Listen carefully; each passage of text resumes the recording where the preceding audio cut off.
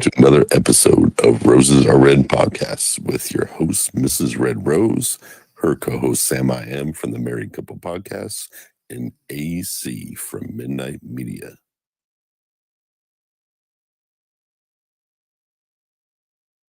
Yeah, it'd be great if I can. You're muted. You're mute. You're muted. I Because I'm muted. What's up? was like, you're muted. How's it going, guys? How's everybody doing? I know it's been a while for me. Oh, I can't hear you now. Okay. That might be my issue. I think went out right beforehand. Live podcasting is a hoot, guys. I think I'm there. I can hear you loud and clear. I don't know if you can hear me. Audio. But I hope everybody's had a wonderful evening, a wonderful week.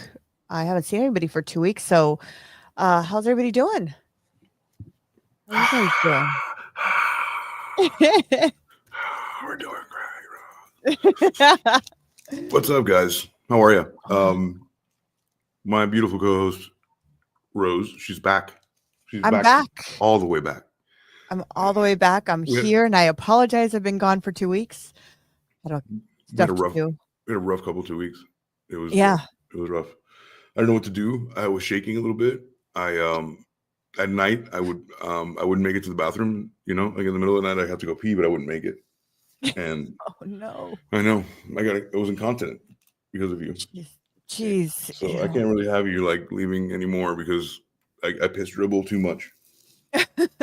My wife's like, "Yo, what's up?" I'm like, "Rose isn't around." Like, I get it. Like, pumping, you know, like, deal with it.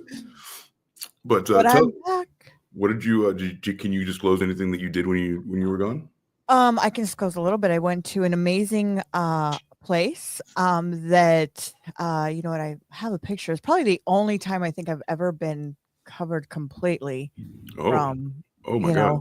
Continue. Yeah, tell us more. You know, it's different, rules and stuff. So it was fun. The cherry blaster. Oh, I'm like, oh, you know what? I think we need a shot. Oh, okay. I'll do that in a. No, I have it. I have rum. I have rum like a fucking pirate. Absolutely. I think we need a shot. I mean, that's our thing too, isn't it? Like we get drunk. Yeah. That's our point. It's our crutch. If without this, we're not. I don't think we're doing anything without it. Right. Pirates. To pirates. Pirates. Cheers, everyone. Cheers to you. Cheers, everybody in the audience.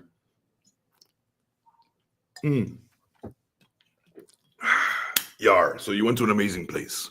I went to an amazing place. Had an amazing time. I had henna. I'm used to here paying, a lot of prices here in the States are very expensive. So I don't know if you guys have done henna, but henna, this lady did this amazing artwork on my hands all the way up. And, I'm thinking, American prices, it's going to be like $300 or $400, just for this artwork she did. Took her about a little bit over an hour. Wow. The very end, she goes, it's only $20. What? I almost had a heart attack. Oh, we lost AC and he's back. That doesn't make any sense. Really? Yeah. $20? $20. I was like, what in the world? So yeah. Let me see if I can get the pictures off of our Telegram. Oh dear. Yeah. What did you say? I'm sorry, what did you say about Telegram?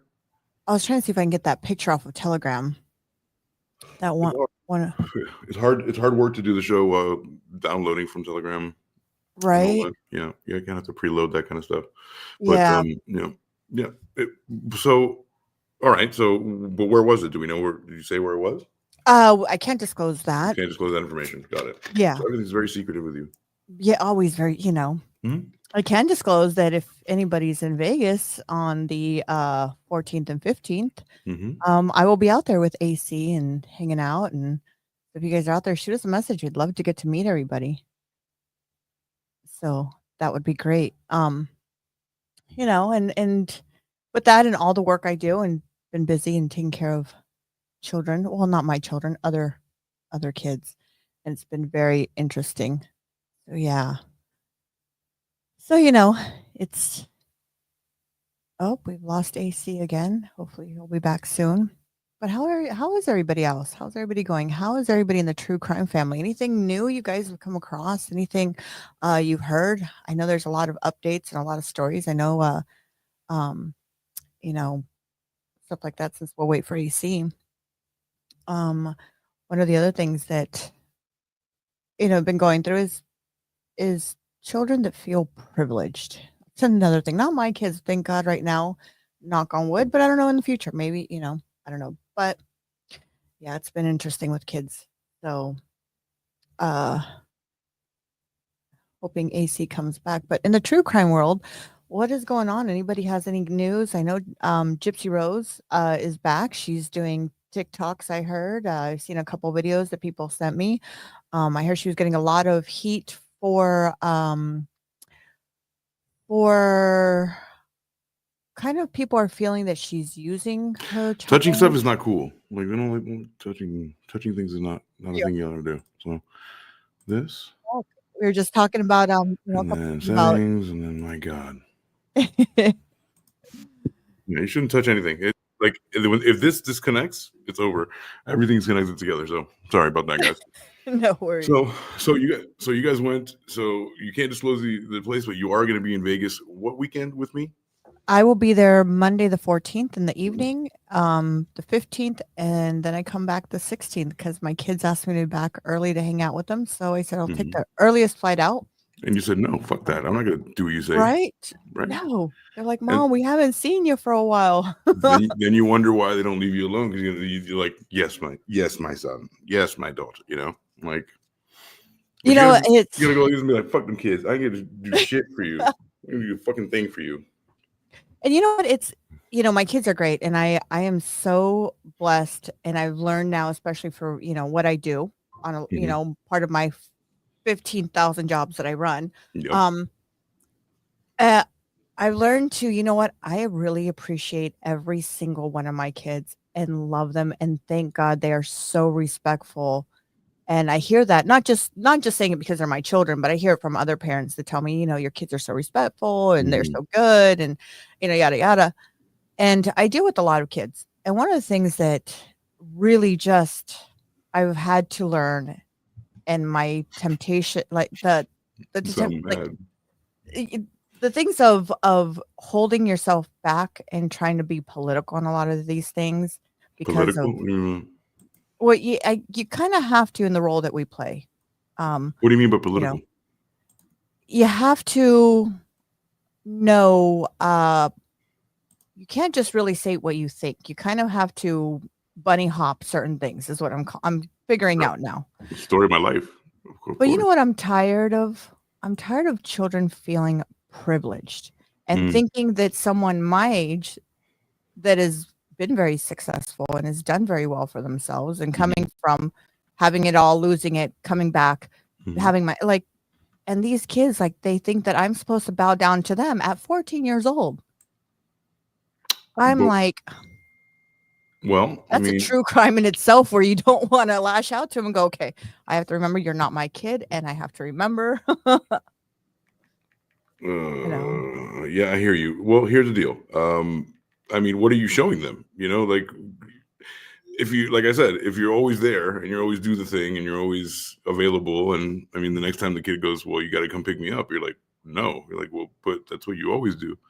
You know what I mean? Well, so that's what I got to say. You got to shove him on the ground. You got to push him to the floor and be like, fuck you, kid. And then let him fall, kick him a little bit, just a little bit, just enough for him to feel it.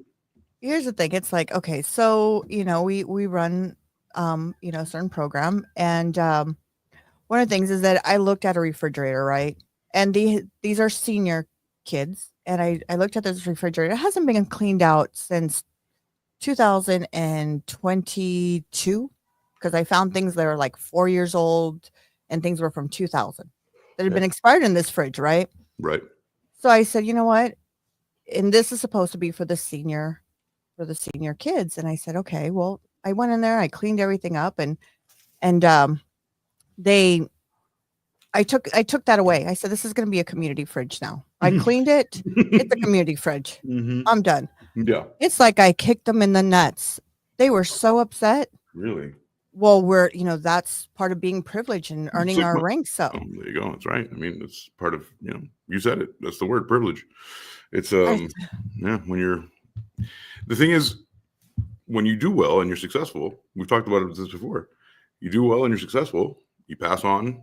So it's an easier life for your kids. But at the same time, if you make it too easy, then you kind of get that, that kind of attitude that we don't want. Like, I'm not saying, like, so the old saying goes, hard times make hard men, but then like soft time, success, you won the guy, you're doing good. So you don't have to work as hard. So it makes a softer person. And then it kind of breeds that, and you're like, wait, why don't you want the same things I do? Oh, because I gave you a bunch of extra shit that I didn't have, Yeah. And I made your life easier. So it's the balance. Like sometimes I tell parents, I'm like, don't tell them that you have this asset that I set up for you. Don't tell them. Well, let me tell you, if you don't find me in the next podcast, I might be, oh, look who's here. We've got the married couple from Married Couple podcast from Perth. If you guys see, we don't have Sam with us tonight because why? They're in Australia visiting Rocksteady out there and having a good old time. Yeah. What time is it out there? Like 7 o'clock in the morning? And my friend Anthony says, what about flaccid times? Flaccid times, that's when hard men make flaccid times. I believe. Okay. That's how it goes. All right. I'm sorry, this might be a little dumb question, but what is flaccid? I've never heard of flaccid times. Flaccid is, have you ever heard of a flaccid penis? No. A flaccid penis is it's a soft penis. One that is not. 10:15 a.m. Shout out to Perth, Australia at 10:15 a.m. Yes. Correct. It's a flaccid means it's a soft pee-pee. Oh. Okay. Yeah. I didn't even know stuff like that exists, but now I do. Welcome to the 101 class. What do you mean? So you didn't know that soft penises existed, or you didn't know that was called that? Both. You didn't know that soft penises existed? No. You have 4 children. Okay, I'll take that. Sure. All right. Cool. So tonight we're going to talk about a whole array of different things, right? We're going to talk about, if you guys ever saw us, stuff like soft penises do exist. That's true. Oh yeah, it does, Anthony. I know that firsthand because the disappointment is radiating. It's concentric circles of disappointment. Stuff like, soft penises, flaccid.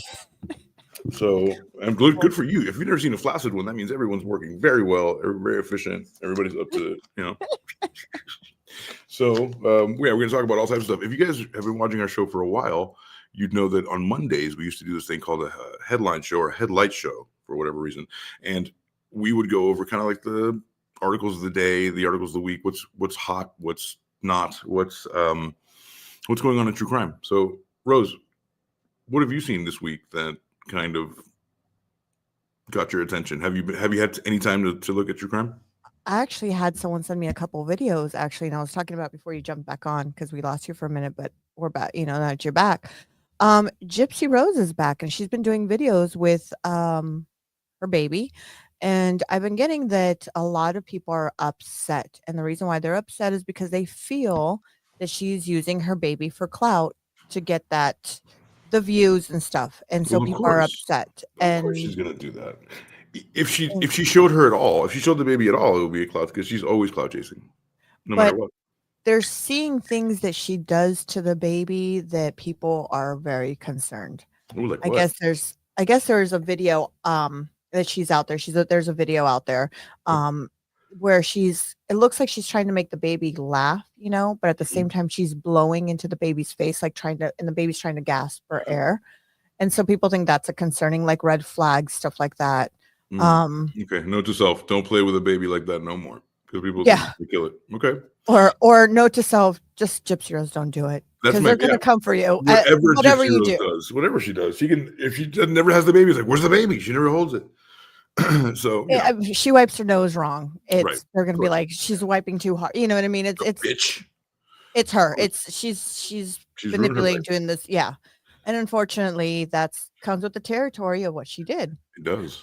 And it's sad because, maybe she's trying to be a great first-time mom and she just wants to show those special moments, but, Do you remember Michael Jackson when he dangled his baby with one leg out of a balcony? Oh, yes, in Paris. Yeah. He did that in Paris, and he had, a veil over the baby. That's right. And, he did that. Whose baby was that? That was Gypsy Rose's baby. So, that was, we might have to show who Gypsy Rose is. I don't think Anthony knows who Gypsy Rose is. Who Gypsy Rose is? Let's see. Gypsy Rose is one of the highest profile case of Munchausen by proxy. So her mother kept her sick her entire life and fed her all types of weird shit, bleach, and gave her weird medicine, and it made her teeth fall out, and it made her like skin real pale, and it's just like, who baby this is? Who baby this is? So she kept the baby sick, therefore Munchausen by proxy, and she grew up, and then age what? She even thought she was 6 years younger than she was because they would always lie to her. And then her mother Dee Dee, who did all this she was a medical professional. She actually hired or manipulated her ex-boyfriend Nick to kill her mother for her after she found everything out, and she went to jail for 10 years, and Nick is still in jail. And that's who Gypsy Rose is. And now she got out, and then she's a big blubbering vagina that we hate her because she's first of all, she's ugly, and then number two, I hate her because she's a horrible person. And at the beginning, like when we first talked about it, I was like, man, Munchausen by proxy, poor chick, like I can't believe what she went through. But now I kind of hate her, And we've also talked about her so much in a year. So let's see if I can see if you can show the world what just nobody's seen her. Nobody's seen Gypsy Rose. She's not popular at all. No. She was on TikTok. She's off TikTok. Then she had two men that were their sperm were vying for the baby. So I still don't know whose baby that is. Is it the fat one? They say it's her. So this is Gypsy Rose right here showing her baby. Okay, cool. Yeah, on here, and let's see if I can get some audio on here.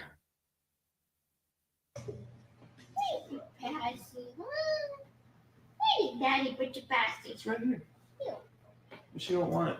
I tried to give it to her a few times. Yes, I'm gonna teach you a trick. Okay. All right, now. Ha. See, I don't think she wants it. That's the no face. All right. Is this the one where she's trying to kill her own baby? I don't know if this is the video, but I just want to know where people get that this baby looks like him. All I see is a blanket. With that screenshot, you know what I mean? Like, can someone let me know how you see? You have to explain that though. She had two baby daddies. Two baby daddies. At the same time, she got out of jail. Like, she married a guy in jail when she was getting out on her 10th year, and the guy looks like Peter Griffin. He's fat as shit. He's a teacher. He's got the glasses. And then she goes to do her old man, who she was like messing around with, right? And that's Ryan. That's this guy. But no, that's Ken. This one's Ken. Sorry, Ken. Right? She's just trifling. What she is trifling. Could you imagine that's not your baby though? What if that's not your baby? I would have. Can someone tell me where that looks like Ken? I can't see. I can't tell. I can't. Whenever people are like, "Oh, that baby looks just like you," I'm like, I can't. That baby looks like a wrinkle to me. It looks like a raisin. I have no idea what the fuck you're talking about. I don't see the face. I just see a nose, an eye, and it could be anybody. You know what I mean? I don't see the it could be any. Babies in general. I don't. When people are like, "That baby looks just like you," I'll be like, "That baby looks ugly." Like you at all. You know what I mean? Like it looks like an alien. It looks like who? If I knew you guys were going to be posting some extra shit, I might not have turned it. Sexy tonight. Look at this. Right? Look at this. What do we got over here? Oh shit, media. Look at this. Why are we circles, yo? We circles everywhere. Here. We everywhere. Circle gets a square. Oh, where'd you go? Right here. I'm a circle right next to you, girl. Okay, so another story that came up, and I know this has been in the media a lot, and I know in conclusion, Gypsy Rose is a bitch. Oh, yeah. In conclusion, Gypsy Rose is still, off on her own tangent in the world, and we just carry on.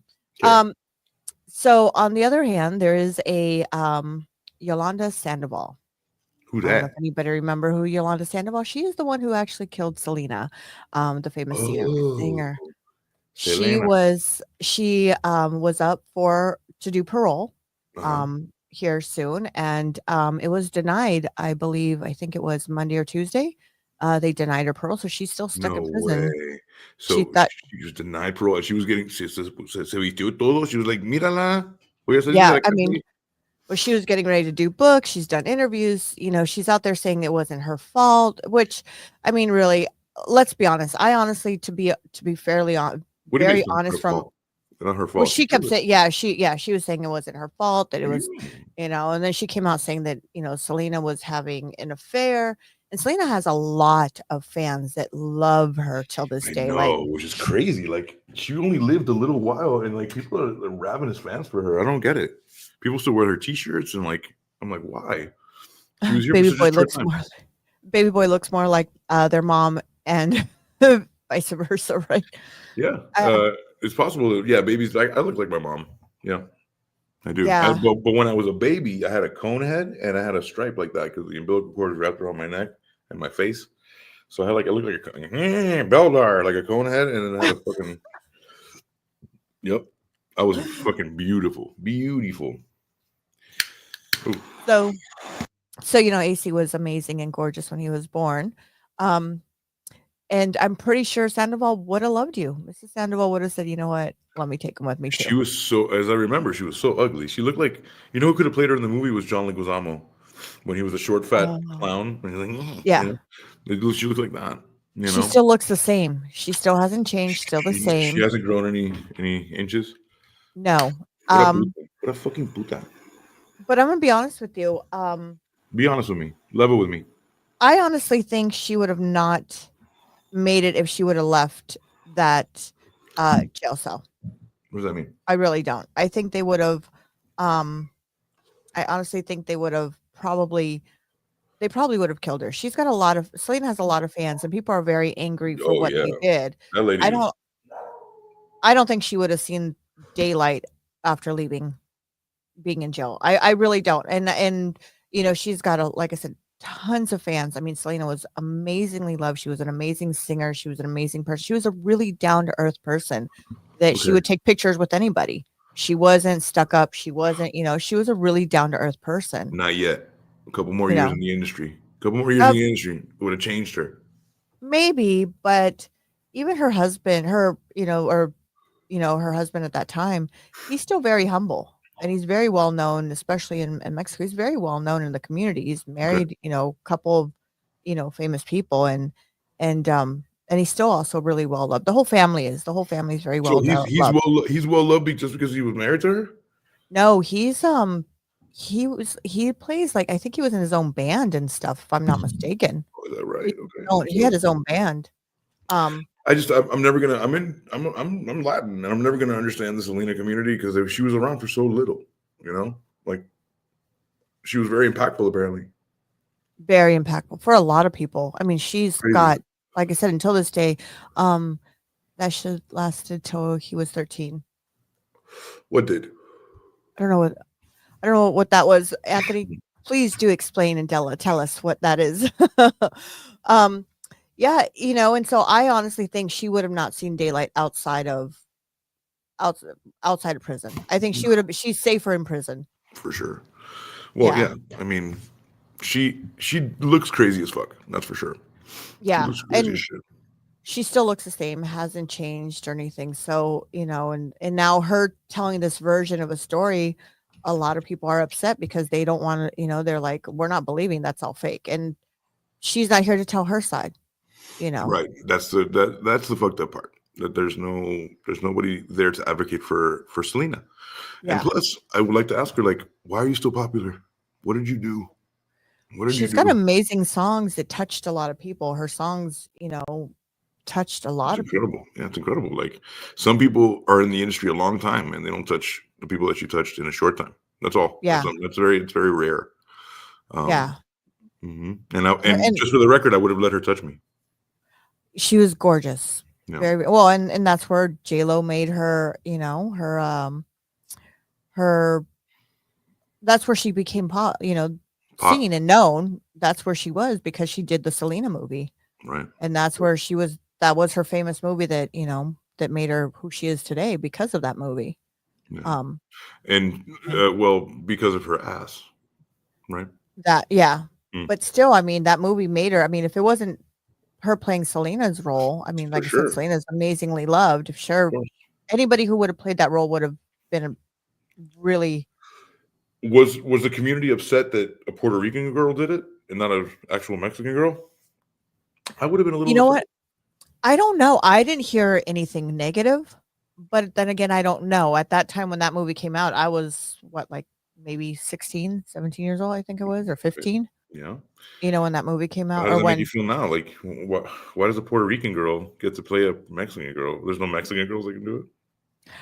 I don't know. I don't look at it that way. Whoever gets the best part and looks similar to her. Okay. Cool. Yeah. I mean, it could be anybody as long as they are playing the part and Unless they do a Mexican better than a Mexican can, right? But I mean, at the end of the day, it's the family who made the decision. Like, who are I get you, but it's not really a question to be answered quickly. It's a big question, like a girl from PR. Like there are disabled people out there that can act, and if you have a part for a disabled, but then you get like a guy who just comes and sit down and does the same acting job. Would you want to get the disabled? Wouldn't it, for authenticity? Wouldn't you want to get somebody who's actually disabled? I don't know. I guess I've never really looked at it that way. I guess I'm not. Whoever, yeah, I get whoever plays the part the best. I guess yeah. But what you're saying is that a Puerto Rican girl can play a part better of a Mexican than a Mexican can. No, I'm just saying whoever's best. She played it the best, better than a Mexican. Because I don't know who they had up in their list. You know what I mean? I'm not interviewing them, and I'm not a director, and that's not my job. Me neither. So I was just getting your opinion on that. Yeah. So. No, for me, I don't. At the end of the day, I'm still going to watch I still watch the movie, regardless. Of course. Yeah, it was a long time ago. Yeah. It was just it's a hypothetical question. Anyway, Selena. I don't know enough about her to I saw the movie a long time ago, and I was basically looking at J-Lo's ass. I loved her music. I really loved her music. It was something that touched a lot of us as kids growing up. I loved her music. As Mexican kids growing up. Yeah. Well, a lot of people. Her cumbia is, played in many places. But isn't like the most ravenous, like, isn't it Tejano, like Texas people, like Texas Mexicans are like the most ravenous. That's where like the killing happened. That's where she lived. Yeah. I mean, and I know in Texas is huge, more than anywhere else, Yeah, big time. Of course. Yeah. All over the world, but heavy concentrations of Mexican, people, little Mexican girls are like, damn, I can be famous too. That's pretty cool. Yeah. Yeah. So let's look at some headlines. You guys ready to get sad now? Like real sad? Oh God, here we go, guys. Make sure you have your tissues and get ready. Trigger warnings. Trigger warnings and all of that. So, sorry. Let me bring this over here. It says, I haven't done this in a while. We haven't looked at headlines in a minute. Right. It's been all sanitized for us. Missing pregnant 17-year-old found with 40-year-old boyfriend after 2 months on the run. Ain't that a bitch? This is Wisconsin. Things are happening in Wisconsin always. They super poppy there. I know for the cheese, the testicle festival, and the cheese, and now they have this guy. This guy looks. Lord have mercy. This is what we have to work with. All right, so let's move this over. Let's get rid of that. There we go. So it says Beaver Dam, Wisconsin. 40-year-old man was taken into custody after he and his underage pregnant girlfriend, who was the subject of a recent Amber Alert, that shit you get on your phone, were located in Nebraska. It's always Nebraska. For those who don't know, Nebraska and Texas. It's always Nebraska and Texas. It's always Nebraska because of Sam and Dave. So now I never knew anybody from Omaha. It seemed like an abstract place to me. It could have been fake for all I know. And here we have Omaha all the time. There was a point where we just did Omaha stories. I was like, this is incredible. So Omaha and San Diego. So yeah, so more Omaha. So the county sheriff's office in Omaha, Nebraska, received a call about a sighting of Sophia Franklin and Gary Day. Law enforcement responded and positively identified both Franklin and Day. Deputies arrested Day and took Franklin to a secure facility where she will be reunited with her family. Sarpy, well, that's a weird fucking county name. Sarpy County. Where do you live? Sarpy County. The Sarpy County Jail records show that Day is in custody on charges of contributing to the delinquency of a child, false reporting, and being a fugitive from justice. Does that make you upset already? Just a little. What do you think contributing to the delinquency of a child means? A lot of it. Well, in my head, it's going in different places, many million different places. No, but it's all bad and it's all right. I hate them. Fuck them. So Franklin was reported missing to the Beaver Dam Police Department on February 3rd. She was last seen at her home on the night of February 2nd, where the police believe that she left in Day's car at 7:48 a.m. on February 3rd. Beaver Dam Police said that Day and Franklin had no contact order, and that Franklin was 3 months pregnant. Authorities issued an Amber Alert following the disappearance. And then the TV reporter, the TV station, the local one, said that the truck driver and his wife noticed that the two of them at a truck stop were kind of outside, and they got spotted. And then the sheriff said it doesn't look right when a 40-year-old guy is with a 17-year-old girl. You know what I'm saying? Like, oh yeah, there's something inherently about that. Maybe later, like maybe a 67-year-old guy with like a 37-year-old. That's a little bit different of an age gap, right? But that is a volatile time for statutory. You know, what are you gonna do with that? So okay, you took her. Now what? What are you gonna do with that? What are you gonna? Franklin was located on her 17th birthday. Oh my gosh. Mm-hmm. Franklin and Day reported they met on social media and struck up a relationship. In December, she reportedly traveled to Day's home in Arkansas for several. Oh God. I lost my place, and I got nervous. And I would see like a wrinkly dick or something. Her friend's house in Beaver Dam. The relationship reportedly became sexual during the trip because they knew it was illegal in Wisconsin and Illinois. So they couldn't bang in the Wisconsin, Illinois, those connected bordering states. So they had to get out to the open road. So as soon as they crossed the state lines, you can bang grandpa, right? Oh, Jesus. Yeah. Try to keep up, Rose. I mean, whose idea was that? Did she have something to do with that? I'm sure she was. I'm sure she had to have maybe like help. She was into it. I mean, she was into it. Yeah. I mean, Sam would immediately jump down my throat and tell me, like, no, she was great. I get it. She was, because she was a young girl, but like, she was also eager. She was, whatever it was, he got her eager to it, because you don't do it that easily. Yeah, but I don't know. I'm looking at different ways. It's like an older guy. Like, you can't, it's like a 17-year-old girl full of life. Like, you're 67. Like, even if you want to overpower her, it's going to be hard. Unless you have like chloroform, or like, you drug her or something. That's different. But like, you know what I'm saying? All that indicates to me that it was easy, transit. So like, it wasn't like I had to drag her, Oh, God. I'm sure it's horrible, all of it. But at the time, she was probably brainwashed and went along with it, Yeah. I'll be Sam. But she's also 17, and right, of course, she's also a child, and anything is going to, But some of them will cry and never get their brain washed. We have to also say that, right? Like, just because you're 17 doesn't automatically mean you're like, yeah, okay, I'll do whatever. Like, there's some woke ass 17-year-olds that are like, I'm not doing that. You know what I'm saying?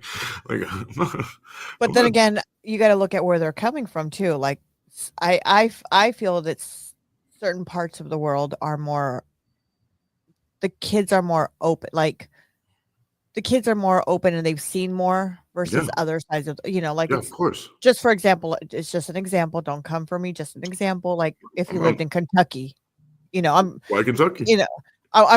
don't go with me there on that one. I'm just Don't saying, ask like, me if you why. lived in like a small little ville of Kentucky or Okay. something like that versus California. New I York feel like City. the kids or New York City. I feel like the kids are more like fast. Well, They're of at a course. faster Yeah, place and in grown. Miami, I grew up very fast. I knew exactly what to do. It was like, no, that's wrong. That's why I can't like I'm with Dave Chappelle, and I'm with these people who said, like, when R. Kelly peed on that girl, Yeah. like I always go to that. Like, no one's ever gonna pee on me. Like no one's ever gonna brainwash me enough to like sit there and pee on me. I'm just gonna move to the side so you don't pee on me. It's very simple. It was a little peep. You know what I'm saying? Like, just move to the side a bit, and then you have to be. You can't. What kind of a brainwashing is just like, you're right, I love this PE. Like, and like lean into it. I don't. There's some kids that inherently are going to be like, no, you're not going to fuck my butt. Like the Mendez kids, like Menendez. No, you're not doing that. Yeah. I'm 18 years old, bro. You're not going to just do me. But then you got to look at the way. I mean, well, let's just go back to the Gypsy Rose example. Some kids will. I mean, let's just go back to the Gypsy Rose thing where her mom had her kept in. So, I mean, granted, she was a lot more aware of things, but she was also drugged up. She was on a weird drug. She lost her teeth. She was stunted her growth. There was a lot going on there where she didn't get to grow up into an actual woman because she was drugged up. That's been a conversation for the past 10 years. So yeah, it's she like inherently stopped her growth and like told her she was younger so she wouldn't be able to experience life or her period or like go outside or go to the what do you call it, the prom and all that, all that shit, right? Yeah. So she was like under a different impression. So her losing her mind and doing whatever, like the other one, like knows, like there's no, like, a little bit about the world. If somebody pees on you, if it's right or wrong. Oh, that's that's just gross. That right there should. Right. But Sam would say, yeah, but she's a little girl. They like brainwash her. So yeah, I do get that. But there are kids that will be like, yo, you ain't peeing on me. And then other people will be like, okay, like playing a sprinkler, like it's just not, there's two different types of kids. It's a slip and slide. Yeah. So I'll do whatever you say, mister. Anthony said, let me put it up here. Like, should we have been broken James McEnvoy? Like, should we have broken James McAvoy's back to play Professor X? The Professor X is in a wheelchair, so he's saying the actor that played him, like, should we have broken his back so he can play? Gotcha. You know what I mean? I get it. There's a long way around what I was talking about earlier. All right, so to finish this up, so Franklin and Day reportedly met on social media. This is disgusting, right? So she's 17 and he's 40, right? And then they met on social media. Which one, I don't know. And then in December, she reportedly traveled to Day's home. Like, she went to his home and was for several days. So he was like, come to me. And she was like, okay, Papa. And they still couldn't do anything because they were in the states that don't, that I guess uphold statutory rapes. And then the relationship became sexual during the trip because they knew it was illegal in Wisconsin and Illinois. So they knew when they hit the road, it was time to bang. Day has multiple warrants out for his arrest, including in Vermont for exploitation. He was convicted in Indiana for endangering a minor. This guy's a repeat minor offender. And he sequestered a girl and like beckoned her to, like, how sinister is this? And I would have, yeah, if you want to see his face? If I was her, that was my kid. Yeah. This is the guy, right? Like, this is the guy of your nightmares, right? This is the guy that's peeking out your window. I just want to know what this 17-year-old looked at him and said, "Oh my God, he's hot. I have to go with him." But women tell me all the time, oh, it's not about looks. Sometimes it's just about those, your personality. We love you, Okay. This is what we're like. Come on, like, look at him. I don't know. I can't look at him because he's literally walking, endangering a minor. Like, he's a walking, talking. But what minor was like? Well, maybe I've been in California way too long. Maybe now that I'm like going, no. No. Well, yeah, I mean, I would be deathly afraid to go into a car with him. wait a minute. Didn't you have a 60-year-old husband at one point? Didn't look not husband, it was someone I was seeing. Okay, sorry. But he didn't look like that. That's for damn sure. Okay, so he looked younger than this guy? Yeah, well, he was a plastic surgeon, so yeah. Oh, so okay. Yeah, so Yeah. he was like, got you. All right. So look, so where's this guy? Is he on the run? What's going on here? So Franklin's mom told the TV station, whoever it was that had the forethought to think that looks like that girl and called the police. Like, so they saw her out and they called the police, obviously. That she cannot begin to thank you for returning her slutty daughter. Oh, she's gonna go $20. She's out on the road again soon, banging that guy on the state line. Oh God, I hope she gets the help. Just saying, yeah. Que Dios te bendiga. I hope you get they help you need, mamita. Yes. Oh, that's so okay. All right, I got a story for you actually. Talk to me. And this is in your hometown, actually. Wow, this is killing me that we're circles. I'm like, what is happening? I don't know if you guys remember. Did you guys ever see Ghost Adventures? Yeah. Oh yeah. It's on in the house all the time. Okay, so there was a gentleman on there. If you guys remember him, his name was Aaron Goodwin. Do you guys remember Aaron Goodwin? Yeah, dude. This is the guy that like got chills up his spine and like felt cold sometimes, right?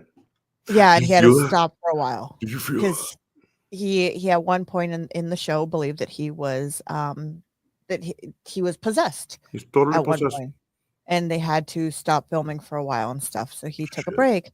He ended up marrying Victoria, this lady on the side. And let me go down here real quick to a picture. Oh of my her. God! What is This that? is her and him.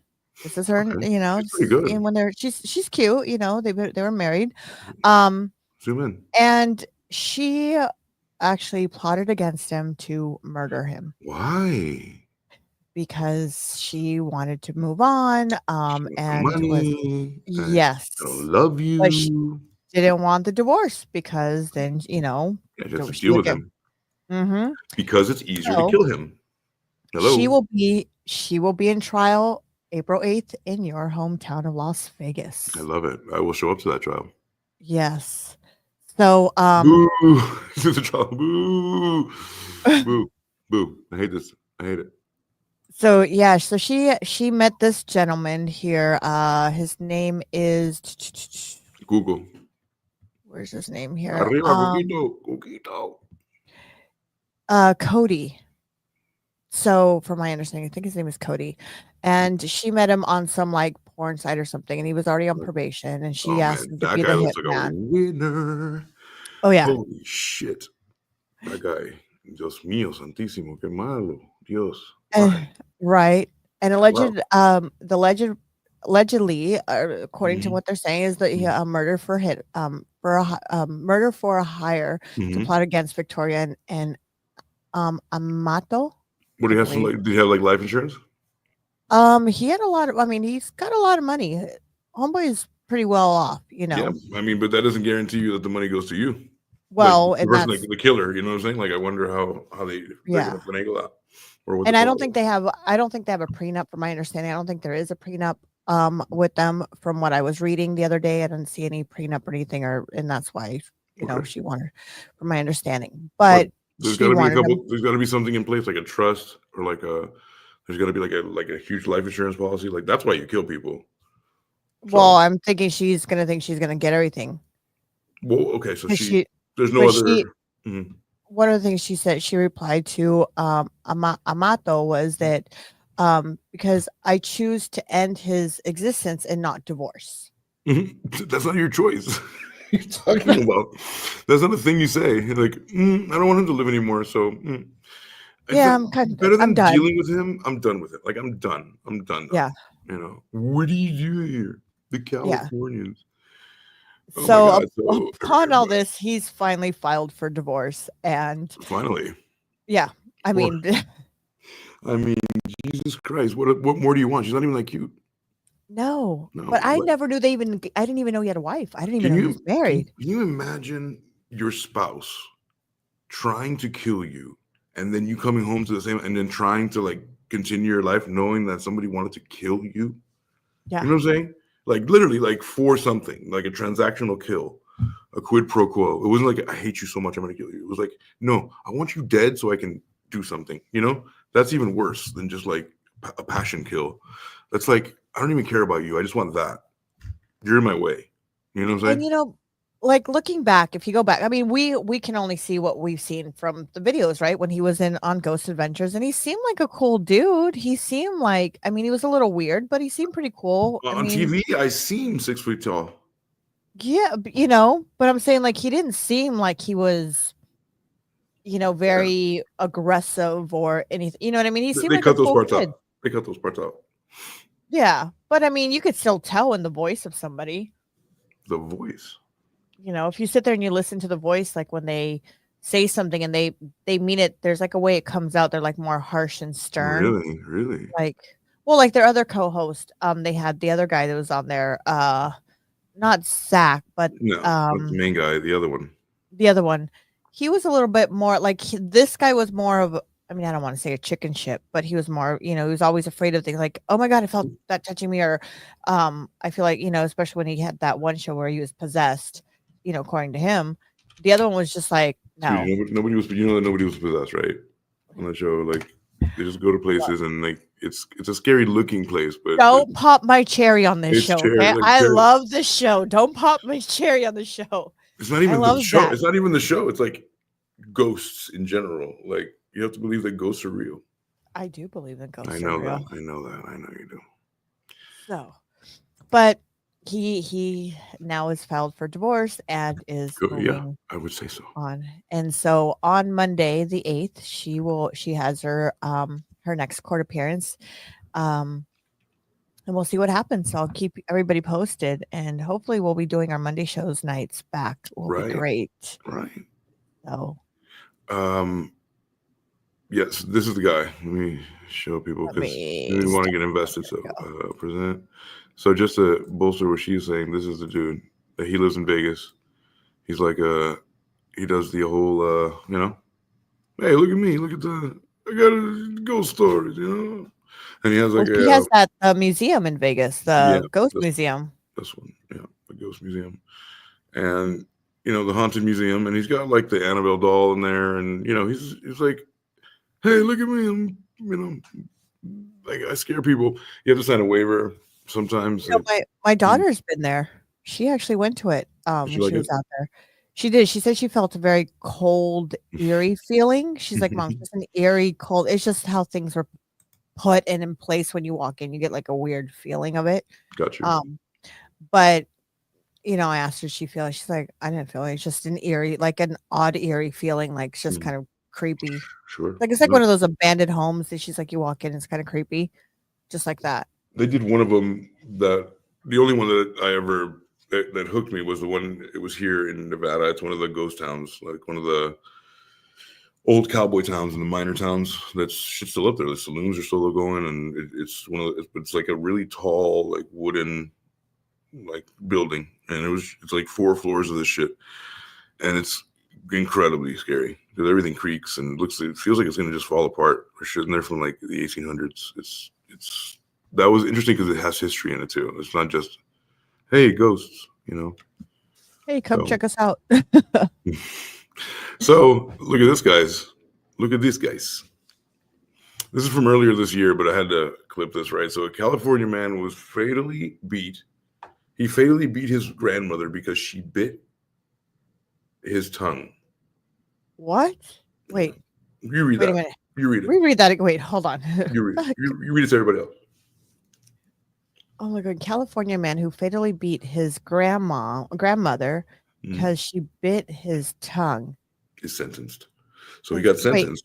Wait, she bit his tongue. Were they kissing? Okay, how does her tongue get into her mouth? I don't know. I want to know that. I'm fucking worried about that shit though. I don't like it. I don't like what I don't like is that she's fucking right. She has her mouth in his mouth. You know what I'm saying? Yeah. Like why are their mouths together? So that's why on the onset you're like, wait a minute. This entails, I mean, I have to think that this California man who beat the shit out of his grandma came to kiss, like, she was like, come here, Sonny, and like starts making out with him, and then bit his shit, you know, bit his tongue, and he was like, fuck that, grandma, fuck, you know. So a lot of shit happened.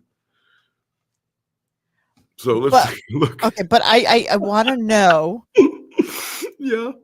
What What do you want to know? how does his tongue what the hell were they doing? Stay tuned. So, Forbes-town, California, a man will spend decades behind bars for the brutal killing of his grandmother in their home over a goodnight kiss. So there's the answer. The Butte County District Attorney's Office announced January 8th that the 38-year-old Kenneth Lewis pleaded guilty to first-degree murder in connection with the death of 80-year-old Violet McGregor. He received a sentence of 25 years to life.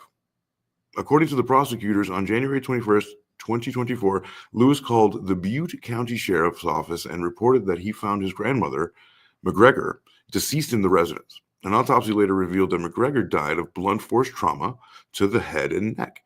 She had sustained brutal injuries to her head, neck, torso, and she suffered a broken hyoid bone.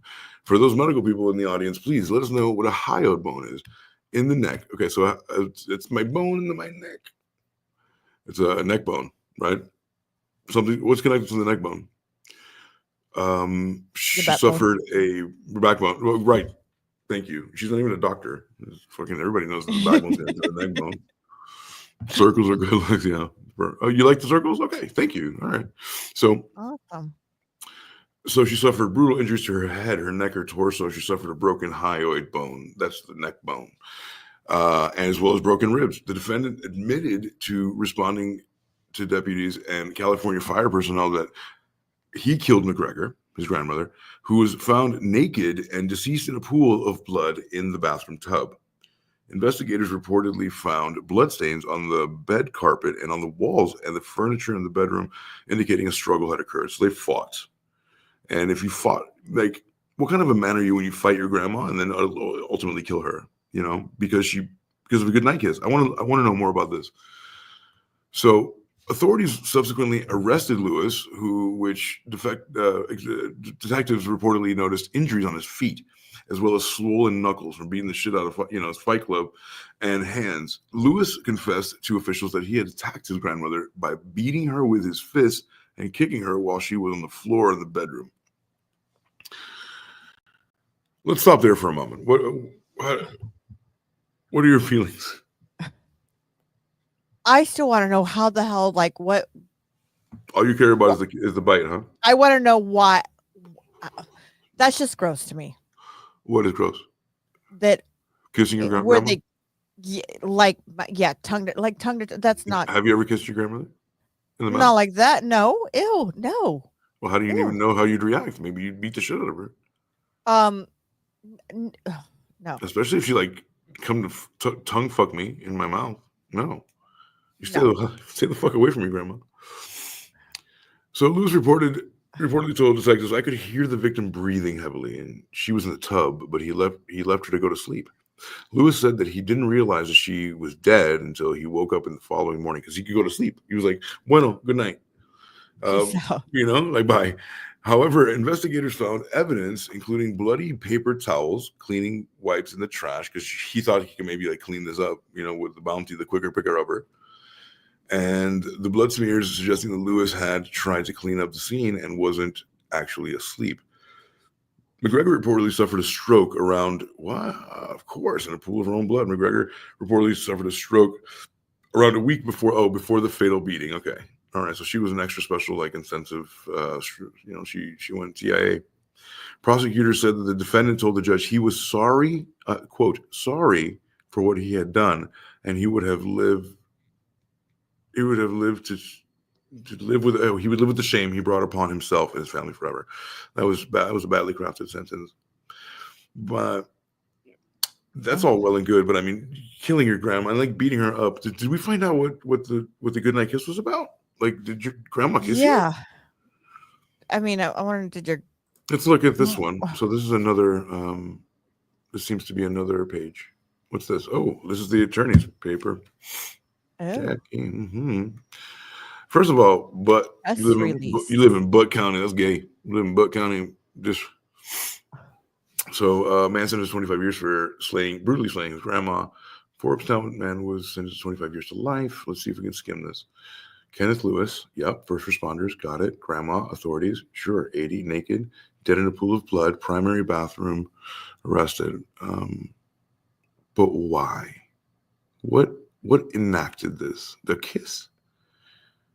So Stephanie Roos presented that the struggle occurred in the victim's bedroom. What led to the struggle? A kiss? And testified that bloodstains on the bed, on the carpet, and the walls and the furniture. Evidence was presented that the detectives interviewed Lewis. Got it. I mean, the autopsy report showed blunt force trauma in the head and neck, right? And then the detectives, the night of January, the victims. Oh, here we go. We found it. Rose, you ready? Mike Ramsey and Lewis also told detectives that the night of January 20th, 2024, he went to the victim's room and attempted to kiss her goodnight, but he became upset when she bit his tongue. So he went in. It was him. He was like, "Night, grandma." You know, le metió lengua, right? Imagine lengua on your grandma. First of all, he wanted to do it on purpose. He was like, "Come here." Like, it was probably a lot more sexual than that, right? It was probably so much. Qué cochino desgraciado, eh? Just But you know me. What if the grandma was hot? Look, I'm sorry. No, that's your no. There's a thing of hugging your grandma, kissing her on the cheek or on the forehead. Maybe not your grandma. Maybe not your mom. You know, don't date your mom. But like my grandma. What's that gonna hurt? No. What's that gonna hurt? She's already okay. Whatever. No. I mean, she can get pregnant, I guess.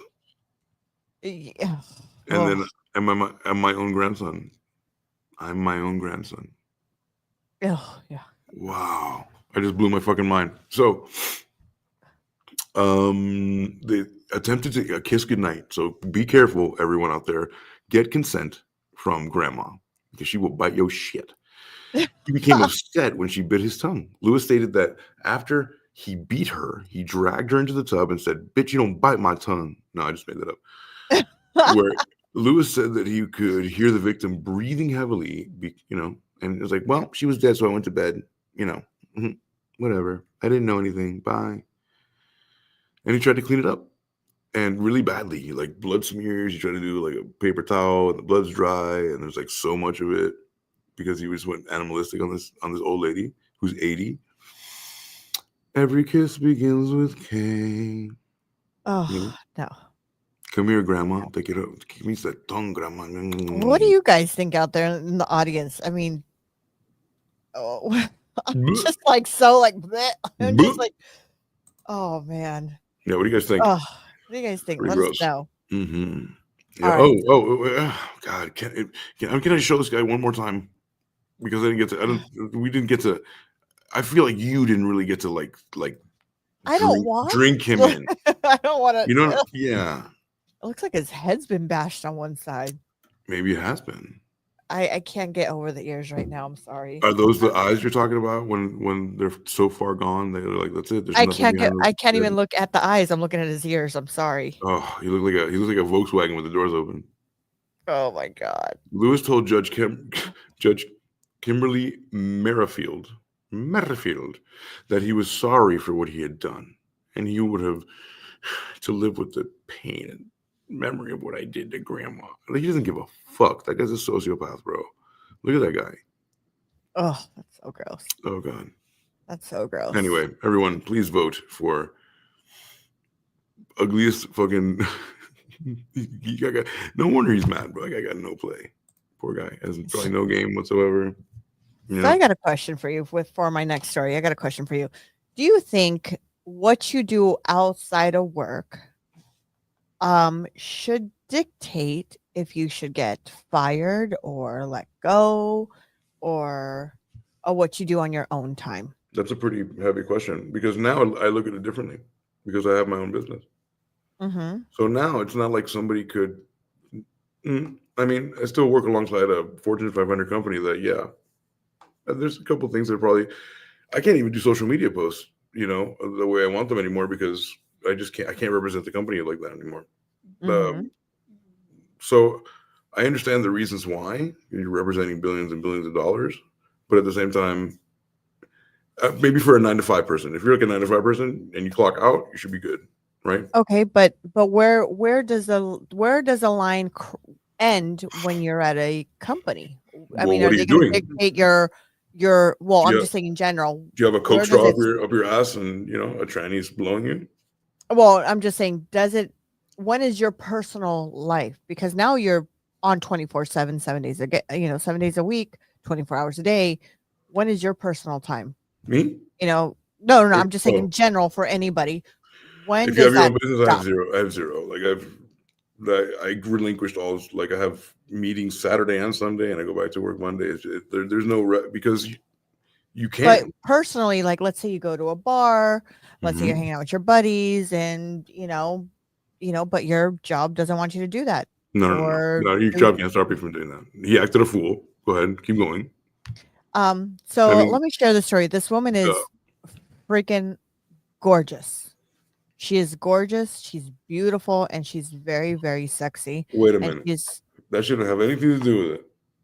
she does a lot to do with it. She is a NYPD officer Okay. that was in a video, and now she's getting a lot of backlash, and they want her to be wow. she was in a video,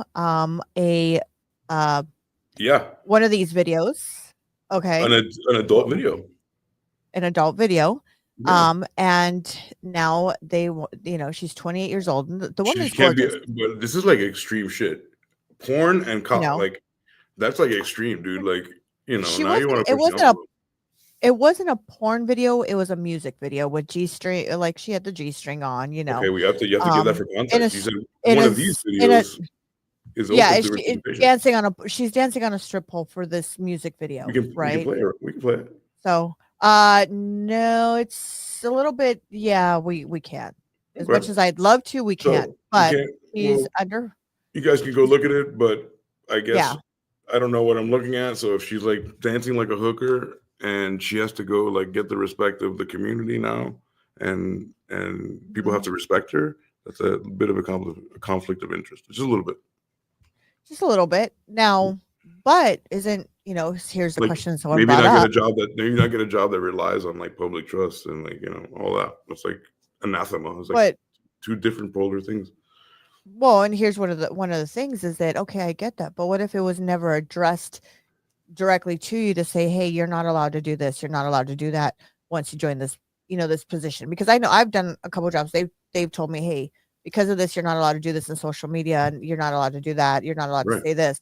So Sure. there's certain things that we have. You They don't let us know in the beginning, right? you don't think that there's a special place in the cop academy handbook that says like don't be a hooker? But she's not a hooker. Remember, she did a So dance it's a video. general thing. Okay, she's in a dance video wearing almost nothing. Yeah, she's in a Okay. dance video. You're the one She's not. I She's love not naked chicks. doing. You're the you're the one that has troubles with it. I'm just yeah. I think she should be naked right now. I love that. For here's Oh a yeah, piece there. yes. Oh, it's World Star. Okay, it's not that bad. Instagram. But I'm thinking like, okay, so at what part, she's I have to see it. I have to see it. I can't have to see the context. Is she like doing this, like this? Is she like, what is she doing? Is she like thirsty for cock? If that's the case, then that's hard to like. this is pretty much it. This is it, pretty much. Oh really? Okay. Wow. I mean, You know what I mean? horrible. It's disgusting. I would But it's see now. I'd it's be a like, music video. Make that ass clap. what does it matter? Make it drop 'em. It's a music video. I saw It's her not like entire she's, vagina. I saw her and whole she's a monkey. very gorgeous woman. Okay. What does it have to do with that? What if she was ugly? Then then it wouldn't be allowed. No, well, and that's my next question. If it was a different person, would they have, Nobody would what give if a fuck. if it was a heavy set woman, Nobody would care would because people then guys on the street who are criminals wouldn't like be like, "Mommy, dad," because they're ugly and they don't want to catcall an ugly chick or a fat chick. They want to catcall this chick. The one that's been in a video, we've all seen her vagina, and now she's a cop, and I have to respect her. That's rough. I'm not saying me. I'm saying criminals. Like, you're asking a lot. You're asking a lot. No. Yeah, but I'm just wondering when is her own like. Do it. What? No. Oh, you have all of them. Do it. Her personal time. When are we now? If you joined a certain, are you now 24 hours strapped to that job where you can't do anything? You know what I mean? Like, anything or dance with your vagina in the air and twerk. Like, that's very different. Yeah, but this is a music video with rapper. It's not like she's doing this. Okay, so if she just would have moved the cloth a little bit, then no. Right? Like, you gotta get him on the show. It's so close. It's like, just if you move the cloth over, then no. But since the cloth is covering it, yes, she's fine. But would it make a big difference if it was a male to a female? What? If it was a male cop? Male wouldn't do what? Males wouldn't do that. What are you talking about? There's males that do that. What are you talking about? Where? They're cops. You've got the Thunder Down Under. You've got. Okay, are they cops? There's some cops that are strippers. I'm pretty sure out there. Just probably haven't gotten caught and done, but I'm pretty sure. Hypothetically, you got it. Okay, cool. I'm just saying, would it with a real person here, like, that decided to make a decision. Like, she wants her cake and she wants to eat it too. She wants to be this chick, but she also wants to tell you people what to do on the street. Like, there's a respect factor in there that the cops are kind of already a little lacking there. Like, they're going through a rough patch. Like, they don't need this also. You know what I mean? It's just making it harder for nothing. Like, of all the things you could do, honey, like, there's so many criminal justice jobs. You don't have to be a beat cop. And, like, all the fucking criminals are like, mamita, I wish I want to get, llévame para la cárcel. Like, it's for me personally, I think she should have. For me personally, I think she should have never done it. I think because of the way, especially now, the backlash of what You're lot asking of for it. Like, good police officers are getting. And she might be a great police officer. I'm not even saying that. I'm just saying the optics of it is like, okay, look what I said immediately. I was like, a hooker. And you were like, no, she's not a hooker. I was like, yes, but that's where your mind goes. That's how the portrayal of a hooker. It's it. Like, like every week, the court of public opinion. That's it. Yeah. If she's a hooker to me, she's just like a hooker. She's a hooker. And, like, even if I just mislabeled her completely, it sucks. But that's how the mind works. Do we have messages, comments? Let's see. New comments. There we go. Anthony. Allison, Anthony. Circles are good. Okay. And then that one. Yeah, get him on the show. My bad. Yeah, I wasn't even looking. But yeah.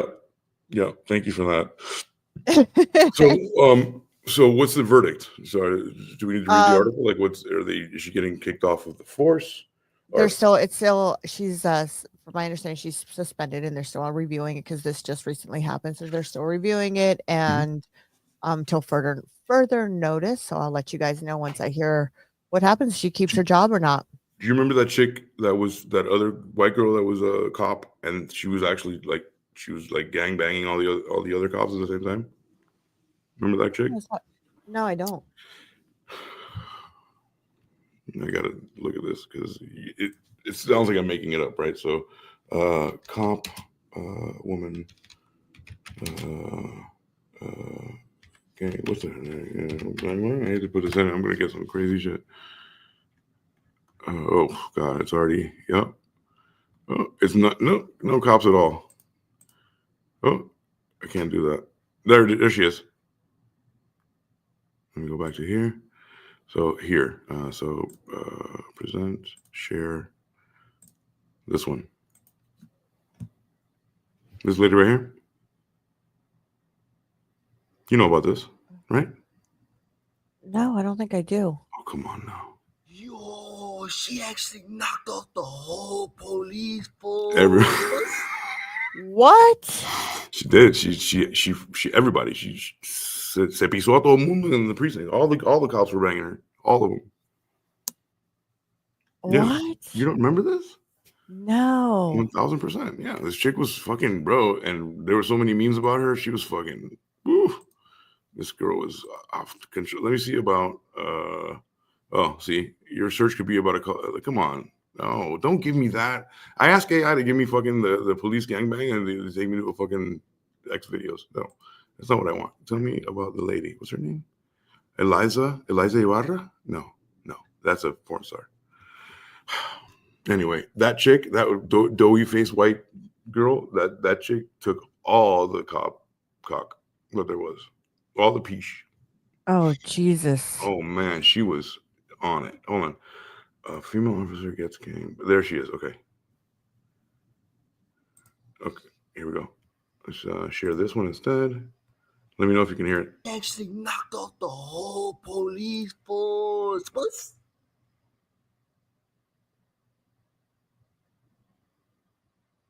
We just go watch. Nah, bro, this can't be real. There she is right there. Who? Wow. Everybody. Giving these women a run for their money. Her story has absolutely been setting the internet worlds on fire for the last week, as this married police officer named Megan Hall was doing a whole lot more than protecting and serving her community while on the job. A shocking investigation finding sexual relationships, sending explicit photos, and open marriages involving Laverne police officers. The city's report of... Is she getting paid? You know, come on, you know about this.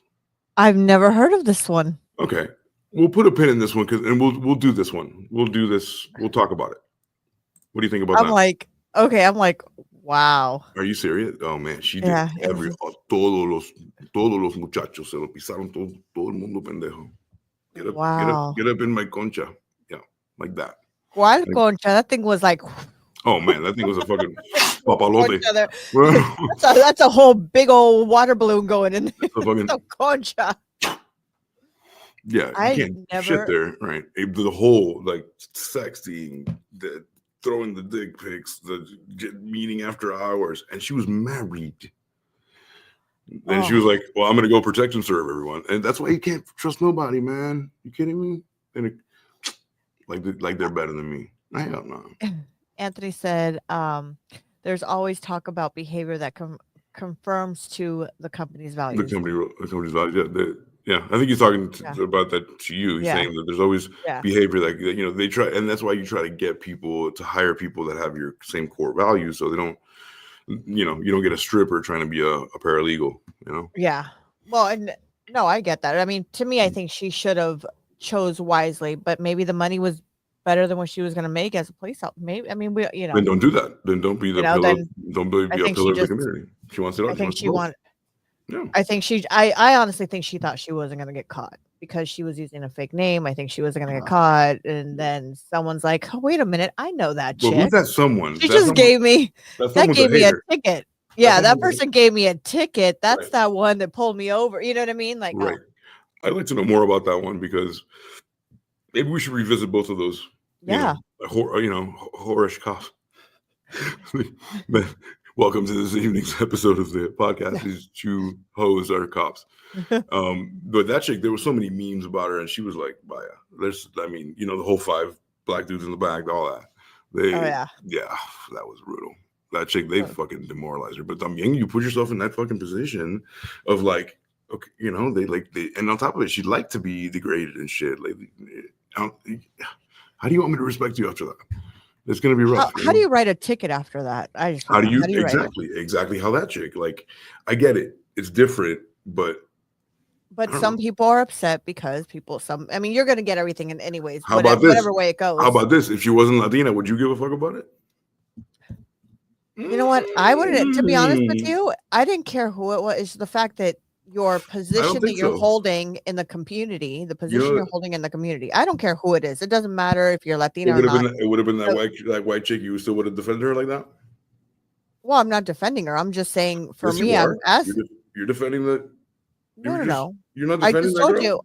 I just told you in my personal opinion. Yeah, I think she should have not done it and chose wisely, especially after all the backlash that police officers are getting nowadays. Period. Like it shouldn't be about that. It should be about I should be better for the community, and people, like little girls that come up to me and go, "Hey, Officer Sanchez," she doesn't turn around and see me and see my pussy in a video. Like it's just I think it's wrong. Now, I was trying to ask you the questions of what I've seen online and what people were asking. when is her, her personal time? That's why I was asking those questions, because those Yeah. are people that are asking. When you're a For me pillar of the personally, community, like when she's out of uniform, she's still a cop. People see her in the community, she's still a cop. exactly. Right. And She doesn't clock you know out what? for Here's that. the thing. A lot of little girls and a lot of little boys right. look up to police officers, Correct. military men, all this Yeah. stuff. Hey, I But- want to be like them. So And now look at when them this trying came out- to, and people are like, "You can never do that anymore." And then the people are trying to, and then they do this, and you're like, "Well, I can't," Yeah. So it's like, it's more complicated than just black and white. Like, I love the troops forever. Like, so yeah, some of them, and some cops, and then some, like it's all subjective.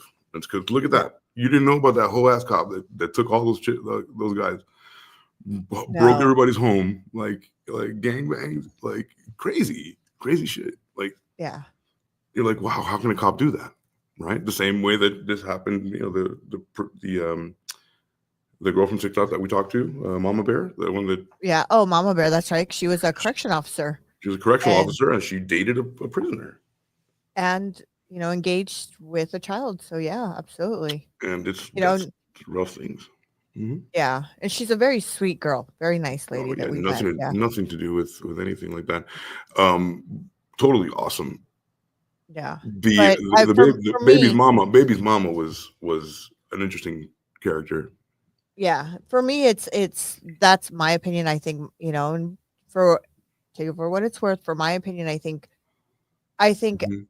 out of knowing I'm of authority, I wouldn't do something like that. Of course, that's my whole point. Just But just you're out of setting- authority. Like women have gone through this struggle to be respected, and then you finally you're at the point where like you're right there, God, centimeters away from perfect equality, closer than ever. And then you do a male's job where a lot of males are like, you can't do that job, and then you do it well, you excel at it, and then you do that. It's like cutting your legs off at the end, Like I said, she is a gorgeous woman. So That she should have chose why. There's so many other things. You could be a just model. be that. Just be the model. You could be a can do feet that. model. Yeah, Just show your feet. You can do anything else other than like even you can even go to the military. Like, you're not in front of the public. Like, cops are in front of the public, their community. They have to like go. Like, even military, they can't. Even military, they can't do anything like that. You can't. I mean, they're so strict. But think about it. Like, that would be better because they don't have to see the public. They just have to see the enemy, right? Like, the respect factor would just be internal. Like, they have to go face the public. Like, you know what I mean? Like, they're like out there looking at that thing, oh, rica samami, and then you turn around, it's like, isn't that cop right there? Damn. Well, and here's the worst part is and I think for me it was I was looking at this and I was like going, okay, you have so many little kids that look up to these people, and then all of a sudden, maybe 10, 11 years old, they're scrolling through TikTok because, some kids are 12, 13, and 14 scrolling through TikTok. And then that pops up. And then they go, hey, that can't pop up a cop anymore. Well, no, it's on there. It's on there. It is. Okay. That's how it came across my feed, and that's how I saw it because you're an adult. I think it's a little bit more moderated for kids. Well, but remember, kids, they don't moderate. Come on now. You're telling me a kid's gonna actually sit there and go, well, yeah, I'm 13 years old. Those kids are actually putting different dates. You can't tell me that kids don't put their age. That's up to the parent. Or you're gonna allow the kid to have a phone with a bad age. I'd be like, give me your TikTok account. I'm gonna look at it. But some kids do it behind their parents' back. Then I'd be checking it every day. Some you know what I mean? Kids, like, there's kids. Come on, you're a mom. You would do that. You check yours, right? What are you saying? No, I actually trust my kids. I don't go through their phone because I trust them. I don't, and I know what's on their phone. I know exactly what's on their phone, but I don't trust them because they have a sister that will trust. She checks, and so you're not checking. You're not checking, but you're getting reports. Yeah, but here's the thing. I don't check on my kids. I know my kids and I trust them to the point because what we've put in their values and what they want to be growing up. Like we've told them, especially like my son who's 12 really wants to be in the Marine Corps. Right. He knows he can't fuck up. My other son who wants to be a doctor, he knows. It's life. Like, kids are kids. They trust me. If you met my kids, you'd be like, oh, kids don't fuck up. They're tree huggers. Oh my They're God. tree huggers. You're bullshitting me tonight, hardcore. Like your kids No, don't I'm fuck telling up, you. No, my Come kids, on. they might do stupid shit like fall off an e-bike. but they'll never look at But TikTok.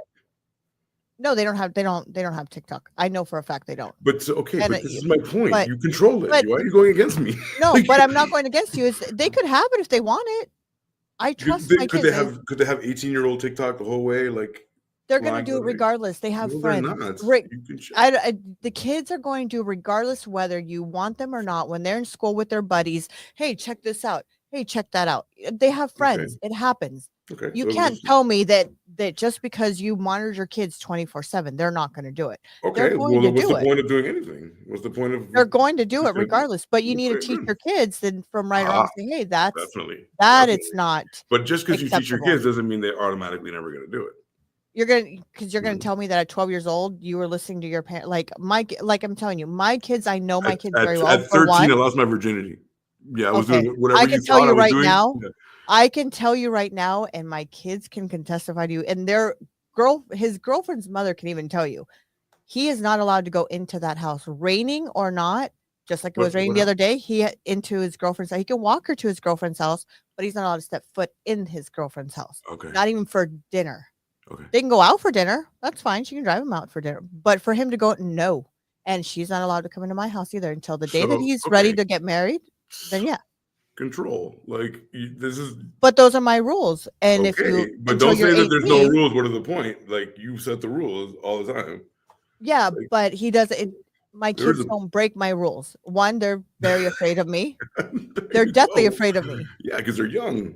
Wait till they get And- like 18 years old. And they're gonna. These are Ask boys my- here. These are but boys. here's- They no, shouldn't be here's the afraid of you always. Ask my 24-year-old. She's still deathly. Even her husband. She. And her husband's Yes. deathly afraid of me. I get it, man. But if your boys are always afraid of you and they're 35 years old and they're still cowering at you, like, that's Have you met my mother? I'm deathly afraid of my mother. I will You're get women. You're all women. I'm talking about even boys. my Boys. brothers are afraid of my mom, and they're in their 40s and 50s. Oh boy, we'll never get Hell along, no. Rose. It's always I'm No. always wrong. I'm always wrong. I don't know what to say. But there's also we also have different backgrounds too. Do you understand what I mean? We Okay. do. We have different backgrounds. We weren't raised the same. We're raised completely different. So your views are going to be different than my And views. you can and it's guarantee okay. that your kids are not going to ever fuck up. I would hope not. Well, you I hope. can't tell Yes, what- that's it. That's it. That's all you got. But I can't tell what they do after 18. I can only Right. control what I have until they're 18. Why? But- I mean, you saw your But 24-year-old.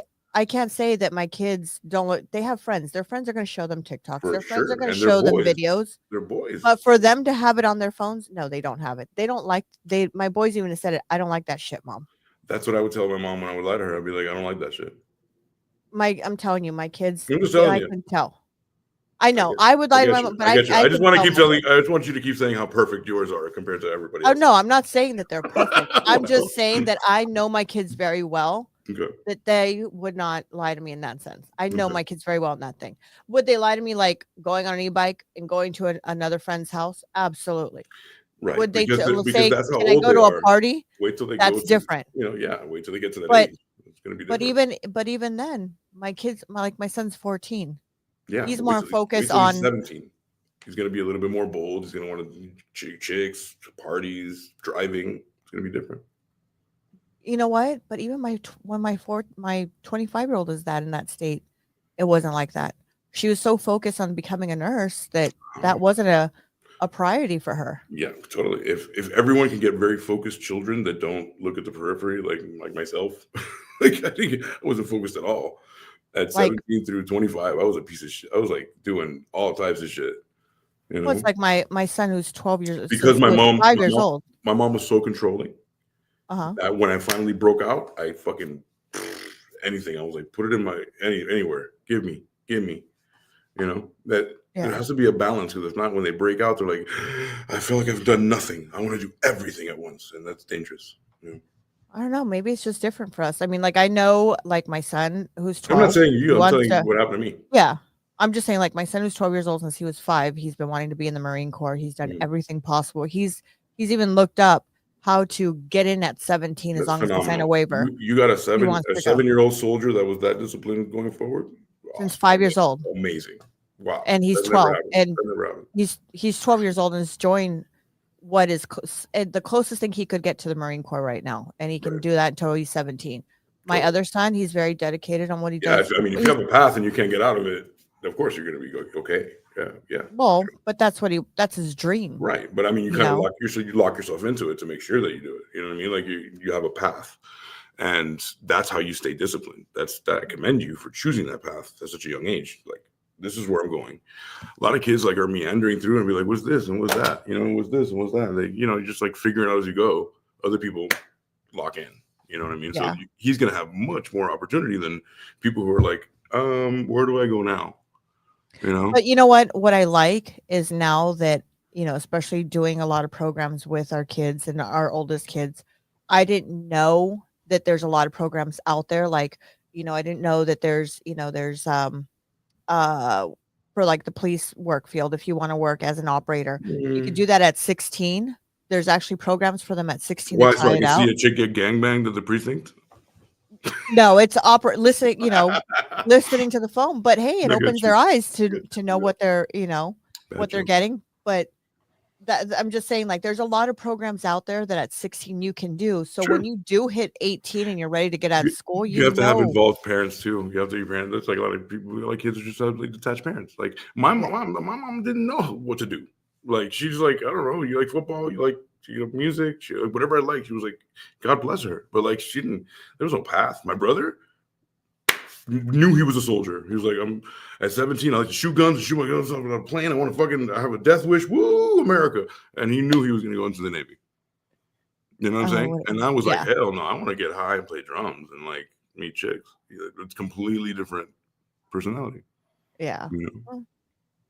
Yep. Mm-hmm. So that's that in the same family. So, I was a bit of the black sheep. So I was like, I'm going to go do some drugs and follow fucking fish around and watch the Mars Volta, and I'll be back. Yeah. I'll be back. See you later. Yeah, I'll be back. So I got a story for you. This is a story I know that you know very well, better than me, because this is a story you've been wanting to share for a long time. And we'll touch bases with it later. And I hope we actually do a story on this. And this is someone that we absolutely love and adore. And she has been on our podcast, and she is amazing when she comes to these stories. Mírala. And I know that this is a story that you've been wanting to talk about for a long time, which is cool. Yes, Alma Rose. If you guys don't know who she is on TikTok, and she does a lot of crime. She brings a lot of light to stories that are going on, especially she helps people. Yeah, she really connects with people. Like stories. she connects with the family that we did at the family that the poor guy in Katy, Texas, this 19-year-old kid was going down the Katy, Texas freeway, and an errant bullet just went flying in the freeway, hit him in the side. We got to interview his mother, which was like gut-wrenching and like. And because of her, we found a lot of our podcasters. She's brought us Jason. She's brought us the mom from San Luis Obispo. God, that was horrible. Yeah, so she's amazing, and she did this, which she found out that the Fire Fest, Fire Fest that I can't wait to do this. Is going, I guess, in Mexico, and they're selling tickets. So I'm going to play a little bit here and let you hear. ¿Y las mujeres? I've been there several times. ¿Y las mujeres? There's going to be Fire Fest 2. I'm completely shocked that he's trying this again. Now, this Fire Fest same guy is supposed to take place in Mexico. Yeah, right. Las Mujeres. It's a beautiful place. Bello. And it's supposed to take place between May like 30th to June 2nd. The tickets are between $1,400 to $1 million. Oh, yeah. Now, they've been reaching out to the tourism office of these Las Mujeres, and they're literally just saying he's not coming to my house. In other words, there has been no company request. There's no permits done as far as the Mexican government is concerned. They're looking for another cataclysm. It's not happening. Now, I know a lot of people are going to say, you know what? It's the rich people. They're the ones that are screwing themselves over, buying the tickets. But if you guys remember what happened in 2017, Oh my God. with the You have Fire you don't know Festival. anything about this? There were a lot of locals A that little lost bit. out on money, Okay. you know, for the food and just stuff like that, trying to help the people that did make it there. And there did have to be a couple GoFundMes to help those people, you know, because they needed the money and they weren't getting paid. Now, Billy McFarland did go to prison for 4 years for fraud over this. So the fact that he's trying to doing it again is insane. His response to the Mexican government saying that so far it's not happening is he's moving forward with it. He's just trying to pretty much giving the same runaround he gave the first time, that he has people working on it, blah, blah, blah. But this is wild. Now, I don't think Presidenta Claudia Sheinbaum is going to let this guy defraud the Mexican people. But I'm really going to be following this because this is wild that people are just buying tickets anyways. But what do you guys think about all this? Let's talk about it in the comments. What do you So think? Like, I think it's another setup so they can do like the documentary was such a fucking hit and it was so relevant, it was so real that I bet you anything that's worth putting on another thing to have it fail, to have another documentary like that. It wouldn't surprise me. It was such a fun phenomenon. I almost want you to not know anything about it, so like when you watch it, your mouth could be open the whole time. I saw it when you wanted to do it that one time. And I don't know why. I don't almost had remember it. why we didn't. Almost had it. Yeah, almost had it, and I don't know why we didn't do it. I think Christmas or something. I don't It was remember. oh my God, Fire Festival. I mean, but imagine that these people are putting on a show. This one guy is like, come hell or high water, I'm gonna have a festival where if you pay enough, you can be right next to Madonna. You can be right next to Katy Perry. You can speak to and eat lunch with Elton John. Like anybody who's there, you have access because you pay more. Like the $1 million tickets gets you like full access, like you're eating breakfast with fucking I don't know. But didn't it all be opposite of what they were promised? It was like shitty food. They were saying like it was worse than prison food. But the fact that that, it kind of diminishes because you already know that, right? Like the ending. But I don't know the ending. I just know. Okay. Well, it gets worse, right?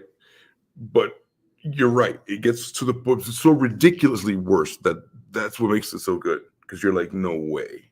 Because it went from like eating caviar, there's long spreads of caviar with like an ice luge and like, endless buffets in a carving station, to like a piece of bologna with a piece of bread in a tent. Now, is like, it true? That's how far it went. And you're like, wow.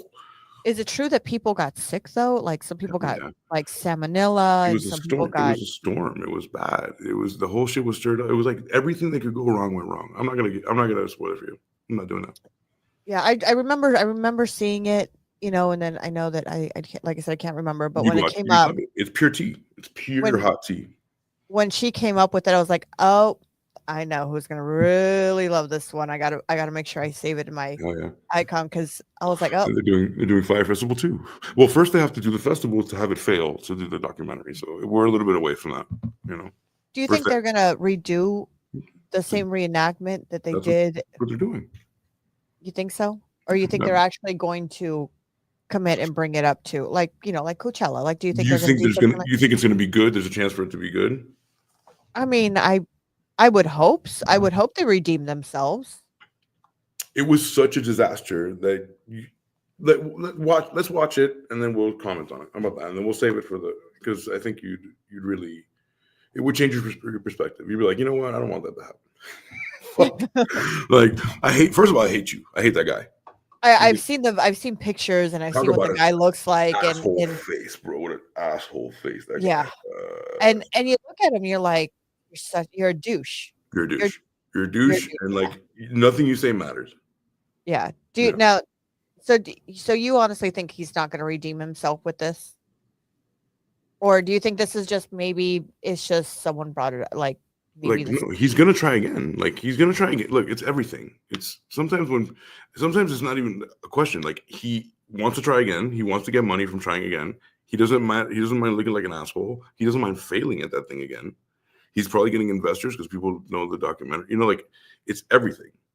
It's everything. And he's like, I don't give a fuck what I look like. Give me the fucking money. We'll try again. If it's good, it's good. If not, we have a great documentary about how horrible it was. And I still make money either way.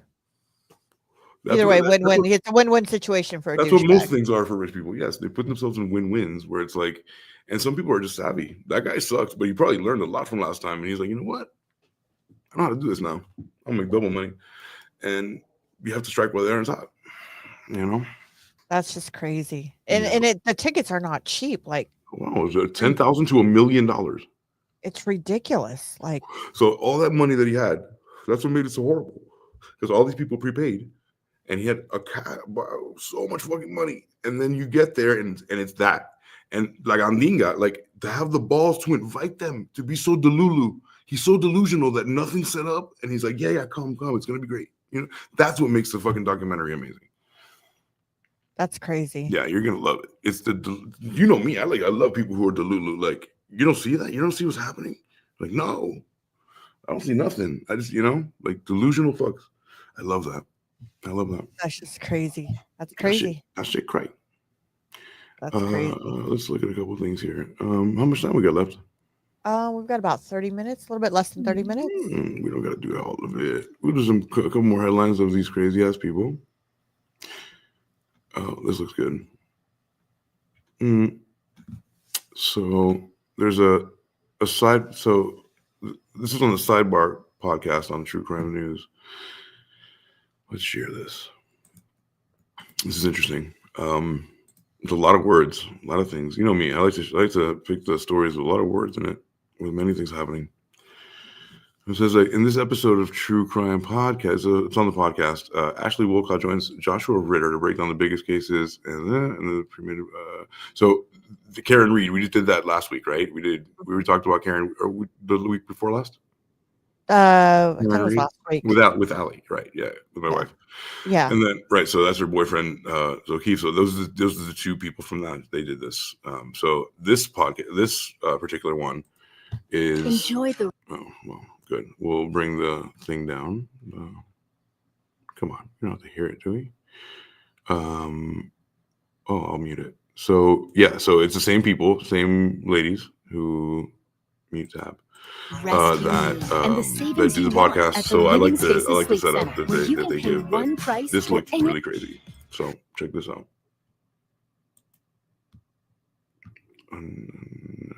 Unmute tab.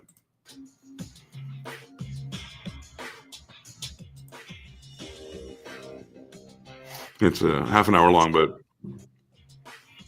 Hello and welcome to the Sidebar, presented by True Crime News, taking you inside the courtrooms of high-profile and notorious cases from across the country. I'm your host, Joshua Ritter. I'm a criminal defense lawyer based in Los Angeles and previously an LA County prosecutor for a decade.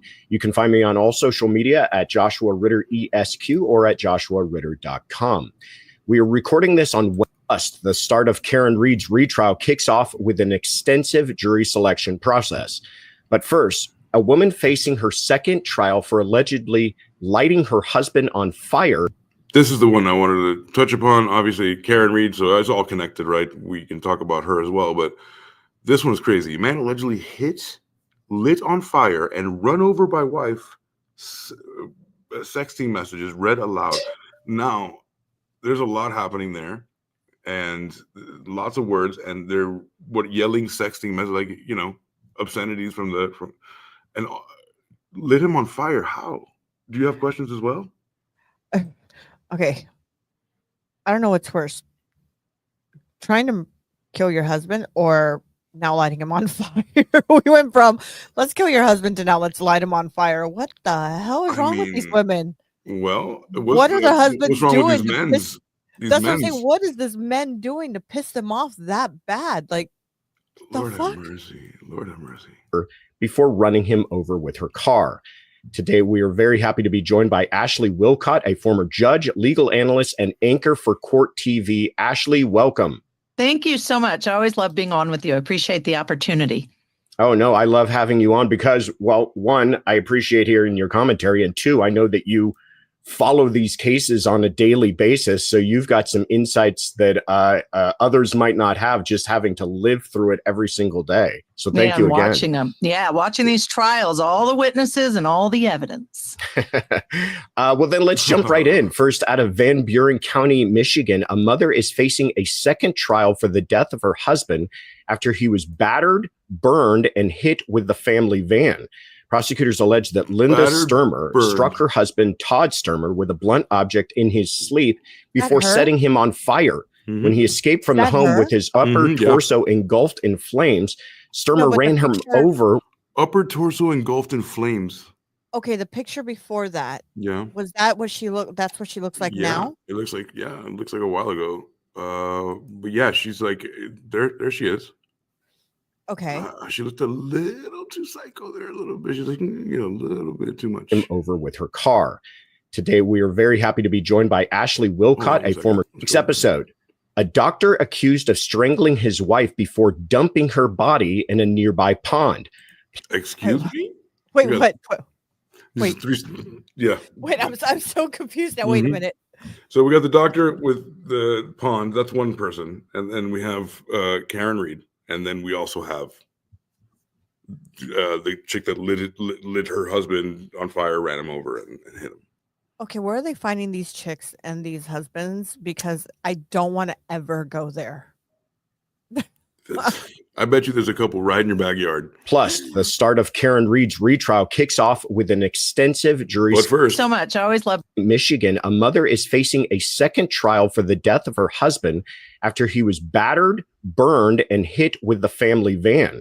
Prosecutors allege that Linda Sturmer struck her husband, Todd. Okay, that's what she looks like now. yeah, Wow. she's been through a lot.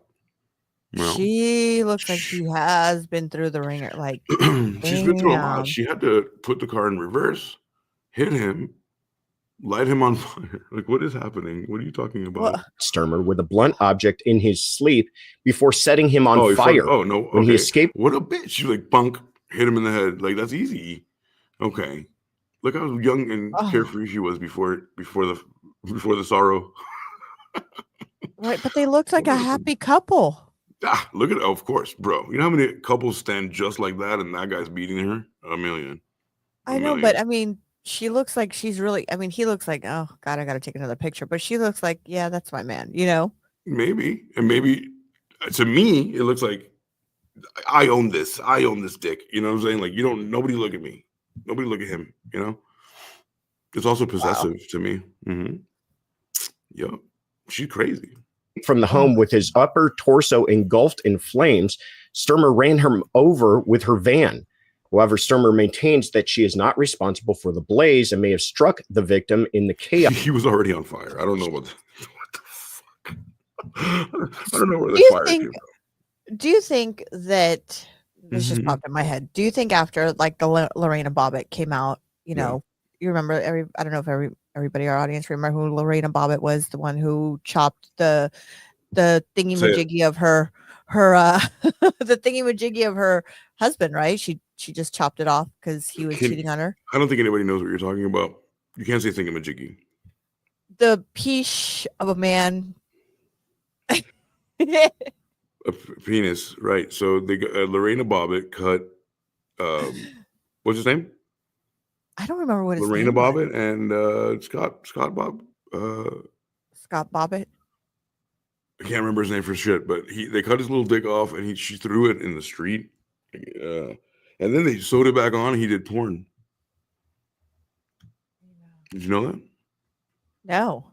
You didn't know that Lorena Bobbitt's husband did porn? After they cut it off?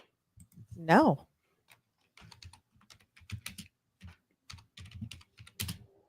I did not know that. Cherry Buster. Reattached. Okay, reattached. First of all, let's go look at reattached here. Here we go. John Bobbitt. John and Lorena Bobbitt. There it is. So Lorena Bobbitt cut off her husband's penis, not a penis, with a kitchen knife on June 23rd, 1993. She threw the severed penis in out the car window, but police retrieved it. Police retrieved it, by the way. Hello. Police went and said, you know what? This is yours. Police. We gotta put it in ice and milk to try to save it. Police, I'm like, bro, I'm a cop, dude. I'm not picking up your dick from the fucking sidewalk. It's no fucking way. But police retrieved it in a field. Doctors Berman and Sen spent 9 hours performing the surgery to reattach Bobbitt's penis, and it was successfully reattached and returned to normal function. Mr. Bobbitt was acquitted of spousal rape, and Lorena was found not guilty of malicious wounding by reason of temporary insanity. So she got off, okay? She said that she was like, I'm so crazy, it wasn't me. But she fucking got whatever, cut that shit off, got in the car and threw it in a field. Like, that's a threat you make that doesn't even, you can't even, how the fuck you can even go through with that? Like, I'm going to cut your dick off and throw it in a field. I'd be like, And she's like, oh, I'm going to do it. I'm going to do this while you're sleeping. That can never happen today, right? But do you think she opened the door for women to be more aggressive, I guess, on how to take out their husbands? I'm just saying because the story made it so, so big. Do you think she kind of like gave that kind of power to some, maybe to some, to like the idea of doing it? Sure. Like this one lady to set him on fire, Here we go. Yeah, of course. John Bobbitt surgeons described the day they reattached his penis. It came to us in a hot dog bag. Once again, John Bobbitt surgeons described the day that they reattached his penis. It came to us in a hot dog bag. For years, Dr. James Senn enjoyed a very quiet life working at Prince William Hospital in Manassas, Virginia. But in the early mornings hours of June 23rd, 1993, he said everything changed. The phone at my bedside woke me up in the middle of the night. And really all I knew about this on the way to the hospital was that a penis had been amputated and the organ was missing. Okay, the patient was John Bobbitt. Bobbitt, who was 26 at the time, claims that he had been sleeping when the then wife, 24-year-old Lorena Bobbitt, cut off his penis with a kitchen knife, which is incredibly painful, and I felt every bit of it right now as I said it, in what will become one of the most notorious American pop culture sagas in tabloid history. It was a nightmare, said John Bobbitt. Amy Robach, in an exclusive new interview for 2020, said, it cleared my thoughts. I applied pressure. I went to wake up my friend to tell him to get me to the hospital. So he knew to apply pressure, and he cleared his thoughts because his penis was gone. John said his friend, who had been staying with him over at the Manassas apartment that night, got him to the Prince William Hospital within 10 minutes. Walking into the hospital, the emergency room doctor, was looking at me and he says, like, show me your wrist, thinking that maybe the blood was from a wrist and, from his arm. But he said, quote, there's no cut there, right? Yeah. Bobbitt's plastic surgeon, David Berman, said that, where's all the blood coming from? Where do you think it's coming from? When the covering fell away, Bobbitt said that the emergency doctor's jaw dropped because he had no PP. When he saw Bobbitt's injury for the first time, it was kind of an out-of-body experience. It really takes your breath away to see this kind of disfigurement, which somebody's talking about your penis. Like, to say the disfigurement, like this amount of disfigurement about my penis, I will never have sex again. I would be so self-conscious, right? We lost you. We lost you on the screen there, AC. What happened? We lost you on the screen. Oh, didn't you hear me still? We can hear you. I just can't see you. Okay, give me a sec. I'm like, where'd you go? Okay. Oh, here, remove. We did a different. Oh, there we are. Right. There we are. Oh, yeah, there we are. So where's the? Okay, so stop sharing. I'll share again. I was just wondering, like, if she kind of gave that open door for women to set their men cut on penises fire, off. Do it. Yeah, she's the one. I wonder how many more stories are like that out there. I wonder how So many more women have done this. Let's find out.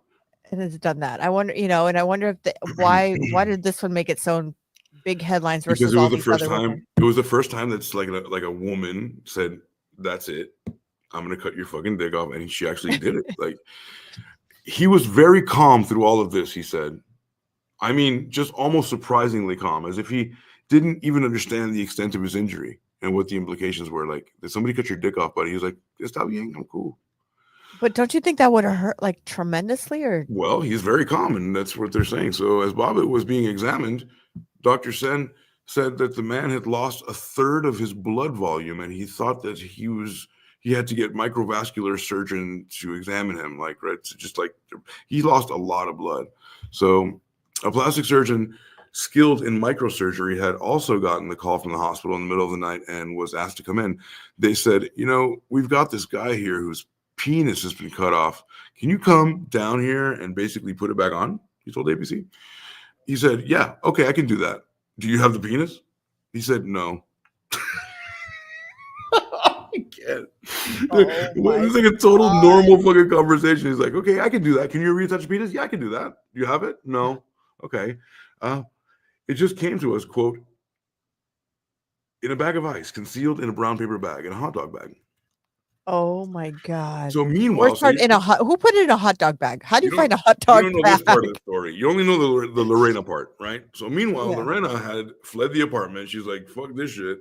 With her husband's penis in her hand, the kitchen knife she used to cut it off, and the other, and she sped off, right? She told ABC News in 1993 that she was so distraught after she maimed her husband that she wasn't aware that she was still holding onto the penis when she got to the car.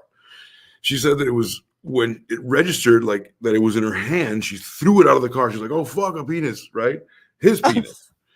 And she said that when it registered, like that's when she threw it out, right? And then she threw it out the car window and drove over to Jaina Bisuti's house, right, her friend. My husband said, Lorena's here. I said, oh my God, what has John done to her? And then I walked downstairs and huddled in a corner in the living room screaming in the fetal position. And she said, I cut John. She didn't have the balls to say I cut John's dick off. See, now you want to minimize it. Why didn't you say it now? You're so badass, right? I cut dicks off. I tried to calm her down. She was crying. And then she said, I cut his penis off. I said, you did what? You know what? When I think you better call 911. Look at her. Que loca. Look at this bitch's face. I fucking cut it off, you motherfucker. She has like that the guy Joker. from Scarface. Very Joker, yeah. According to Bisutti, she was able to get Lorena to tell her roughly where she had thrown the penis and where out of the car, right? Which led police to a small field. Police, not like what police today is going to go look for a dick? Which led police to a small field across the 7-Eleven. So they were out looking for a dick with a flashlight. We located Mrs. Bobbitt, and she told us where she had thrown it, and the officers and the paramedics came out to the field. So former Prince William County police officer Kim Chin told ABC in 1993 that they came out there not knowing really, how much time they had, but they looked out in the field and they said, quote, there's no way we're going to find it. And they did. Within a few minutes, they had a dick in their hand. Oh my God. And it says, quote, we located Mrs. Bobbitt and, we didn't really know what to do. But in a few minutes, I was there in the field. I wish I was in the field just to listen to the cop go, it's over here. It's I found it. It's right here. I found the dick. I think she's doing it over here. If you're noticing like over here what's happening in the screen, that's what I threw it. In and out of shock. So I would come to and the doctor would be like there and he'd say like, if you don't find the other part, then we're just gonna have to sew you up. You know that, right? Could you imagine the fucking horror guys?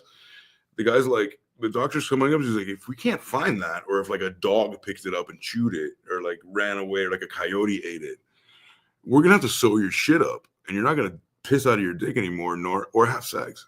So the other part, we just have to sew that up, and then we have to sit down to go to the bathroom, for the rest of your life. Like they were having these conversations with this guy, right? So it was like 6 a.m.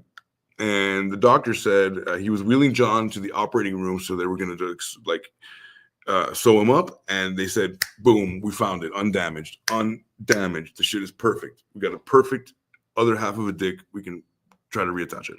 So it just came in a bag. They transported it from the 7-Eleven where they found it, and they put it on ice. And they transported it to the hospital, and it came, just in a bag of ice, concealed in a brown paper hot dog bag, and from 7-Eleven. So Sen and Berman, both of these brilliant doctors, began the delicate surgery that would take 9 hours to complete. The main focus of the surgery was reconnecting the arteries, the veins, the nerves, so Bobbitt would be able to have sensation and blood flow to the organ, which is pretty much important as shit. If not, just have that, have circulation.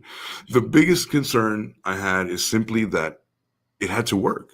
This was one of the doctors said, it must work. There's no second chance. So I've never seen a penile replantation. right? They're extremely rare, but I had done a lot of microsurgery, so he knew how to put like fingers back on, and he knew the application parts, so the basics, right? But he never did a dick. A dick is different, but it's still microsurgery. It's still microsurgery. There he is right there. That guy touched another man's dick. Oh my God.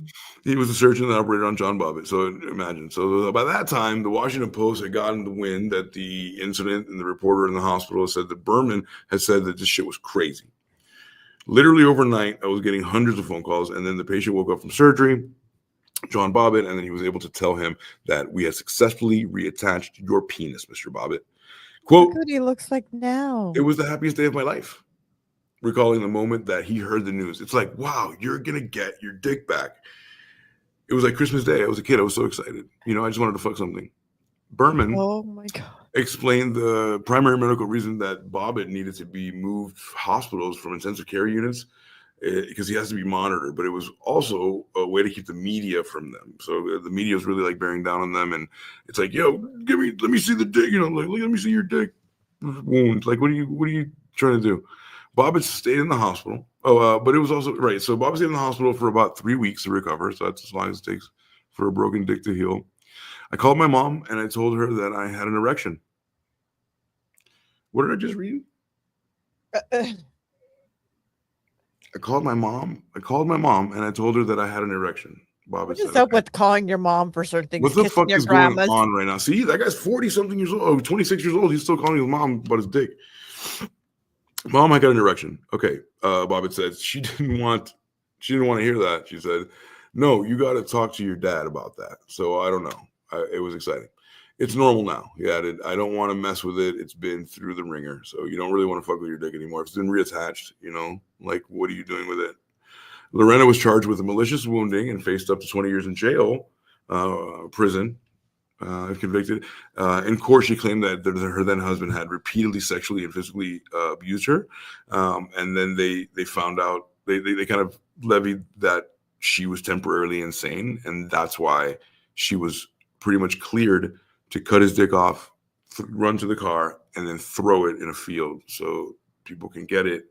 Cops can get it, find it, bring it back in a hot dog bag, and then reattach it. So that guy right here, this guy could do porn. The bald guy, right? The former Marine. This guy. Wow. Yeah, Bobbitt. John Bobbitt. He did porn with it. You know what I'm saying? Like, somebody went like, what would be cool? If you did porn. Like, somebody with a dick that got severed. You know what I'm saying? Like, we want to see you do porn. And people would pay for that, I think. That's what they've done. I'm trying to see how many women have actually done it. Here we go. Look at that. Look at smooth operator. Smooth operator. When Lorena Bobbitt was arrested the night of 23rd, she told police he always have orgasm. And he doesn't wait for me to ever have orgasm. He's selfish. Damn, you put him on fucking blast right here. Look at this. Fuck. What a bitch. Oh my gosh. We can't see what you're seeing. I know. I'm putting it on right now. I'm so excited for you guys to see it. So there's another woman did the same thing, and she said, "Free Willy," the woman who chopped off their Ben's. Free fucking Willy. So we started off with the sexting. Wait, from one who cooked it with noodles to another who sliced. Who said Whoa. That? Oh, it's okay. That? So let me share this. Sure, please. This is okay. I'm like, whoa. Okay. Like, whoa. Yeah. Wow. Okay, make that bigger. That needs to be much, much bigger. That's phenomenal. There we go. That's phenomenal. Wow. Wow, I love it. So juicy. And then hit control and then scroll bar. Hold down control and just and go scroll bar so we can make it. The other way.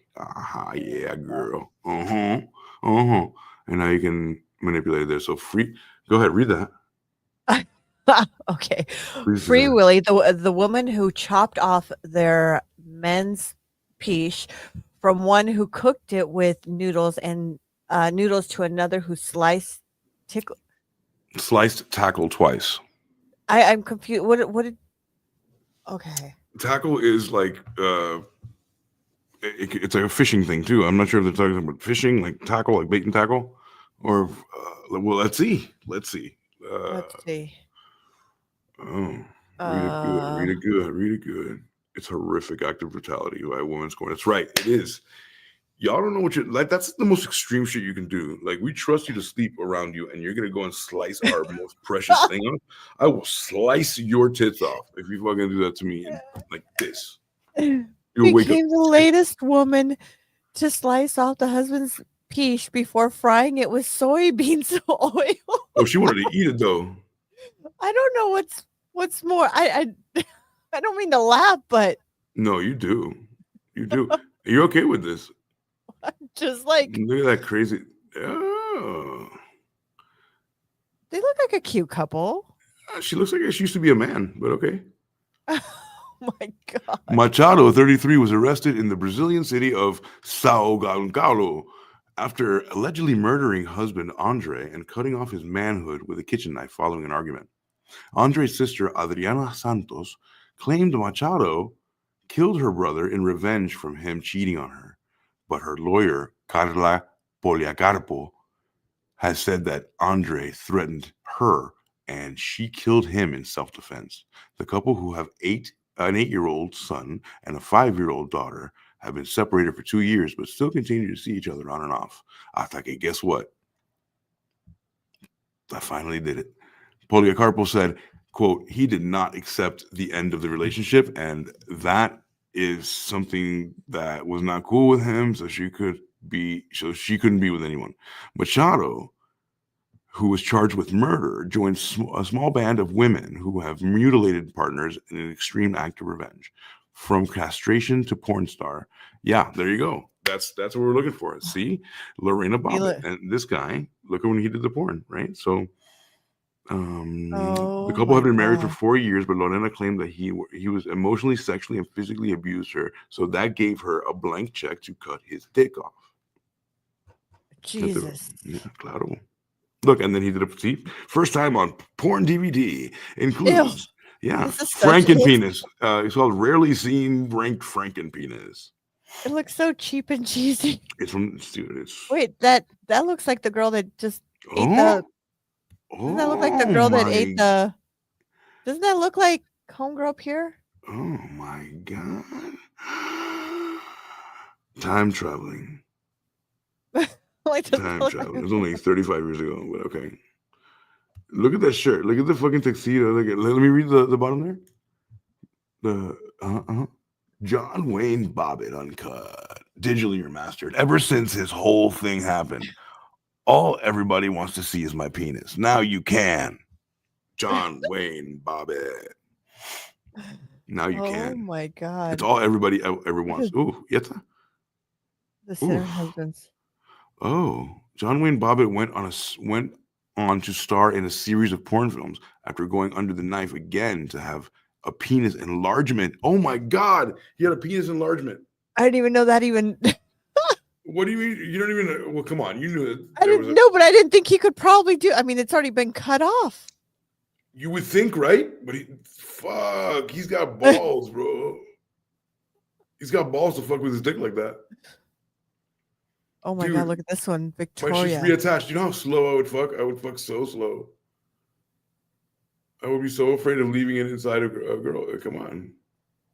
Wait a minute. Did you see? Okay, are you reading this here? Oh, no, I'm sorry. Okay, I'm too flabbergasted. This is sinner husband. Favorite parts. Victoria Freybutt. Oh, God. Cut off her husband's genitalia. Message against sin. Victoria Freybutt, any way you say it is horrible, used rose pruning shears to cut off her husband's penis in 2019 as a warning against sinning against gods and fornication. The 56-year-old from North Carolina tied up James, 61, before hacking off his manhood and then ringing the emergency services. She initially told cops someone was in need of a spiritual assistance before adding that they may be in some physical pain. They could be. They could. I hacked it off with rose pruning shears.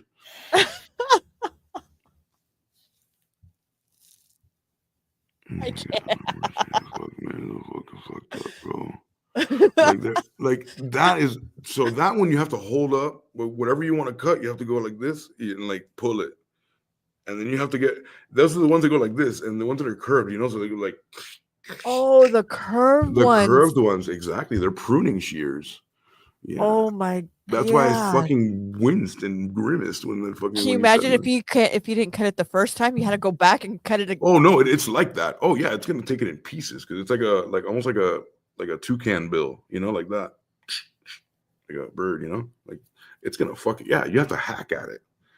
Oh my god! And then pull it. Oh. No, it's like the worst thing we could possibly think of, like this. And you want to talk about? And then she was charged with kidnapping and kidnapping that dick. Wow, so there's a lot more than she added. Let's see. So she says the 911 call. Frabbit allegedly went to say that her husband, as she referred to as her ex-husband, was not seriously bleeding.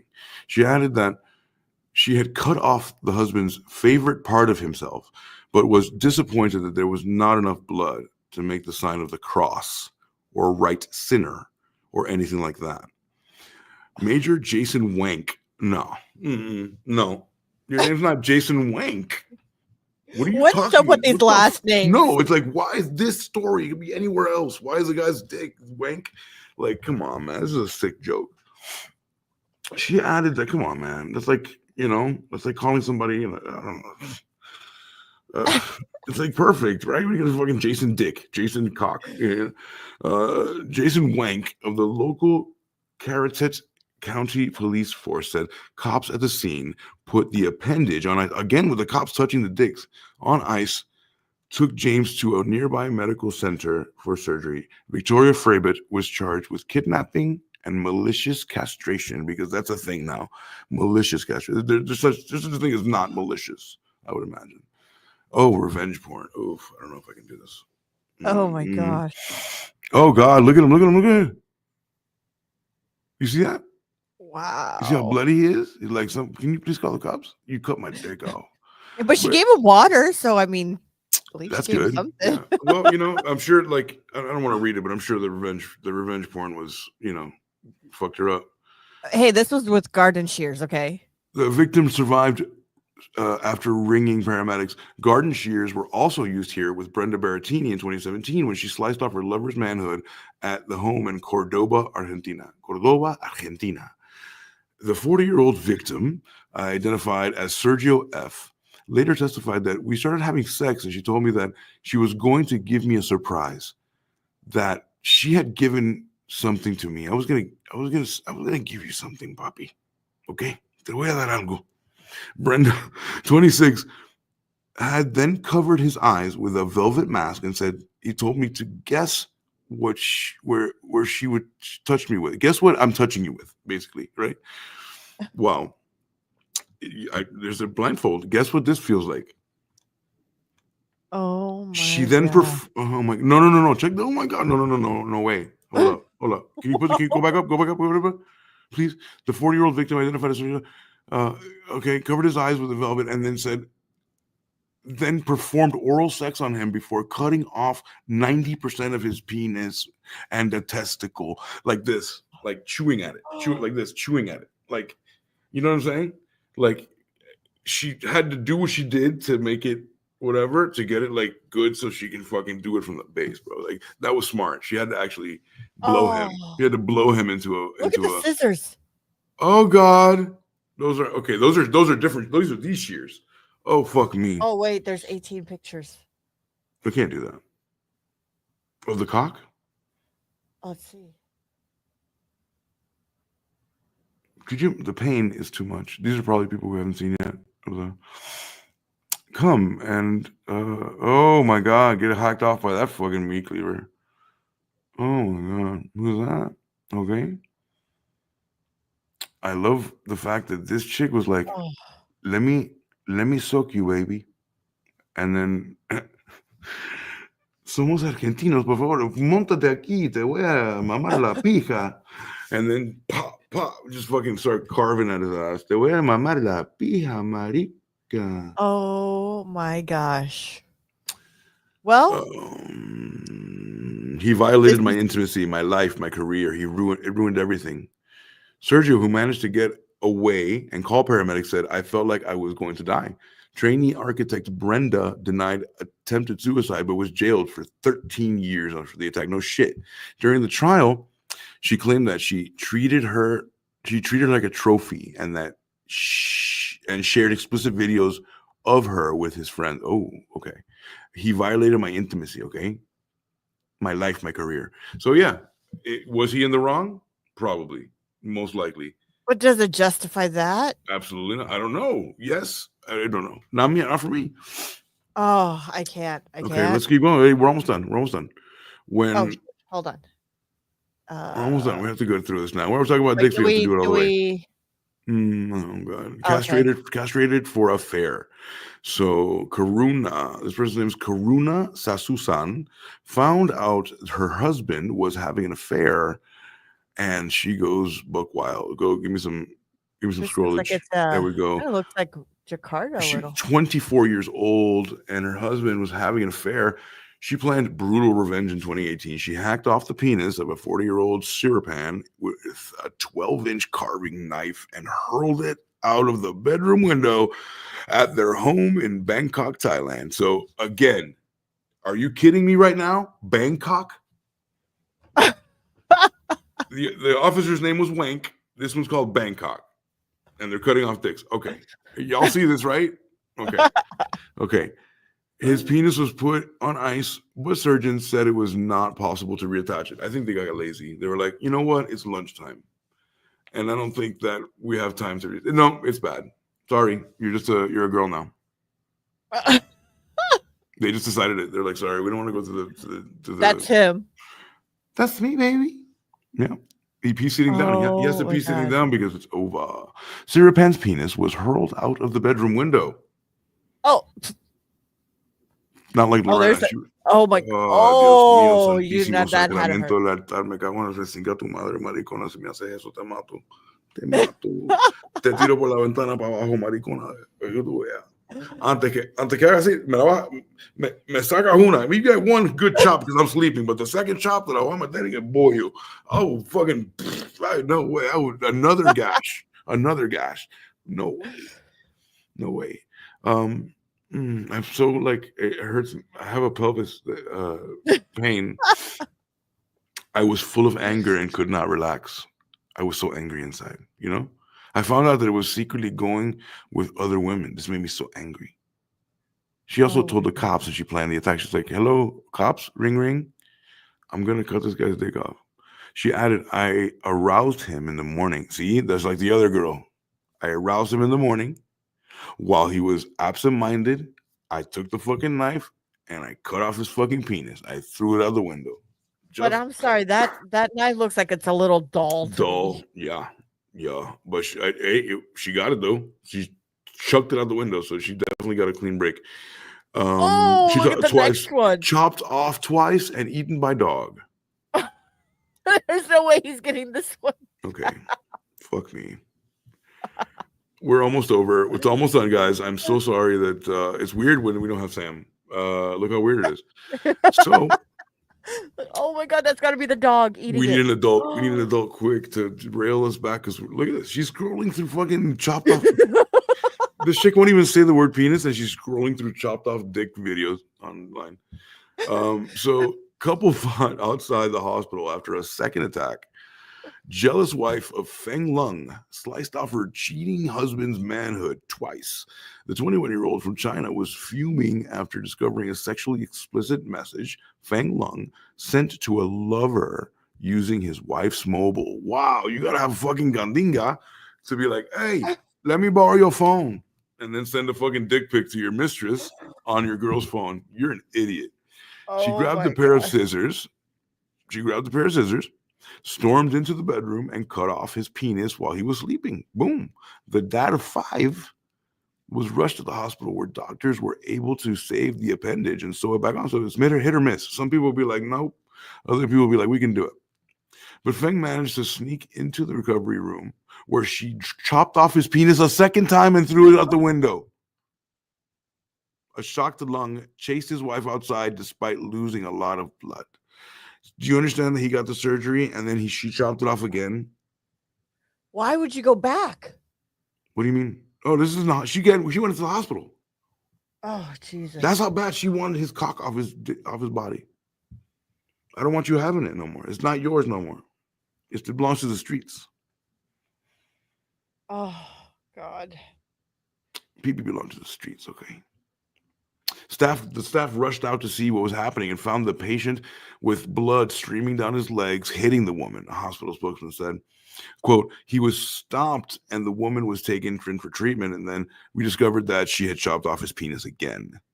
Despite desperate search efforts, Lung's penis was never found, and police believe it was eaten by a stray dog or cat.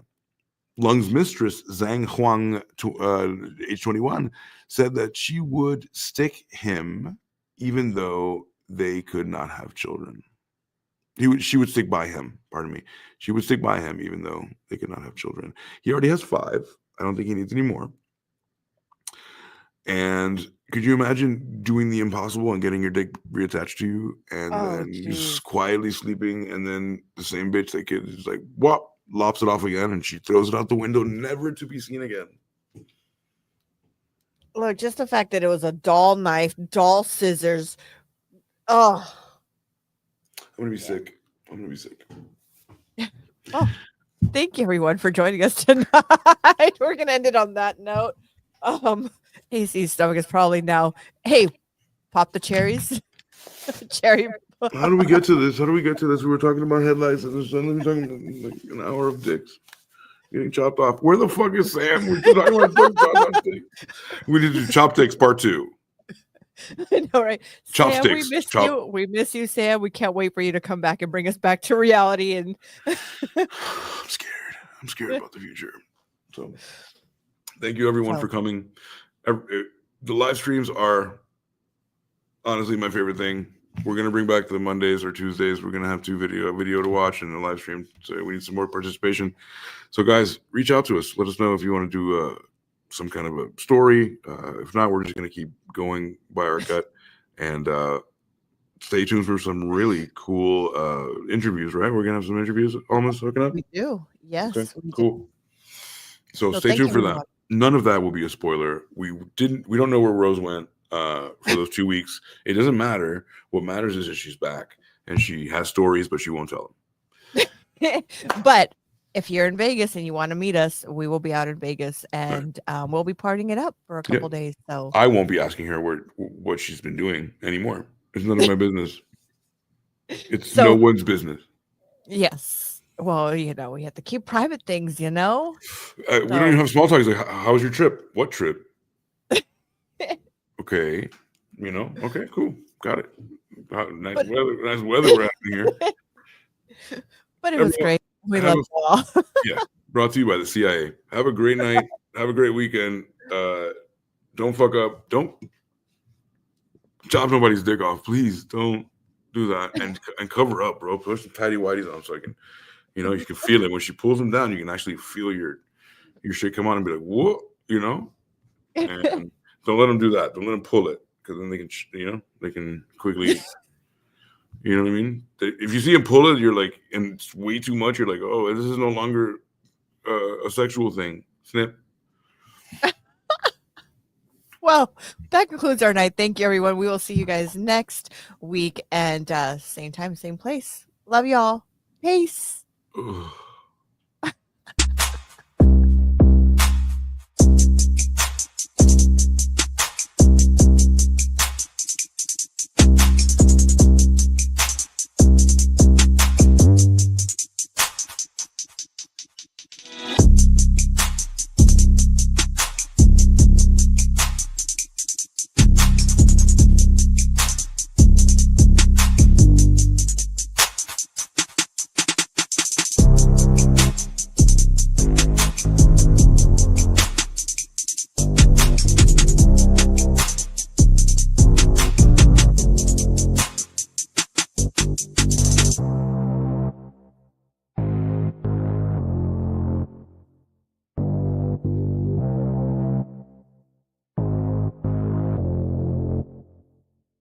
you.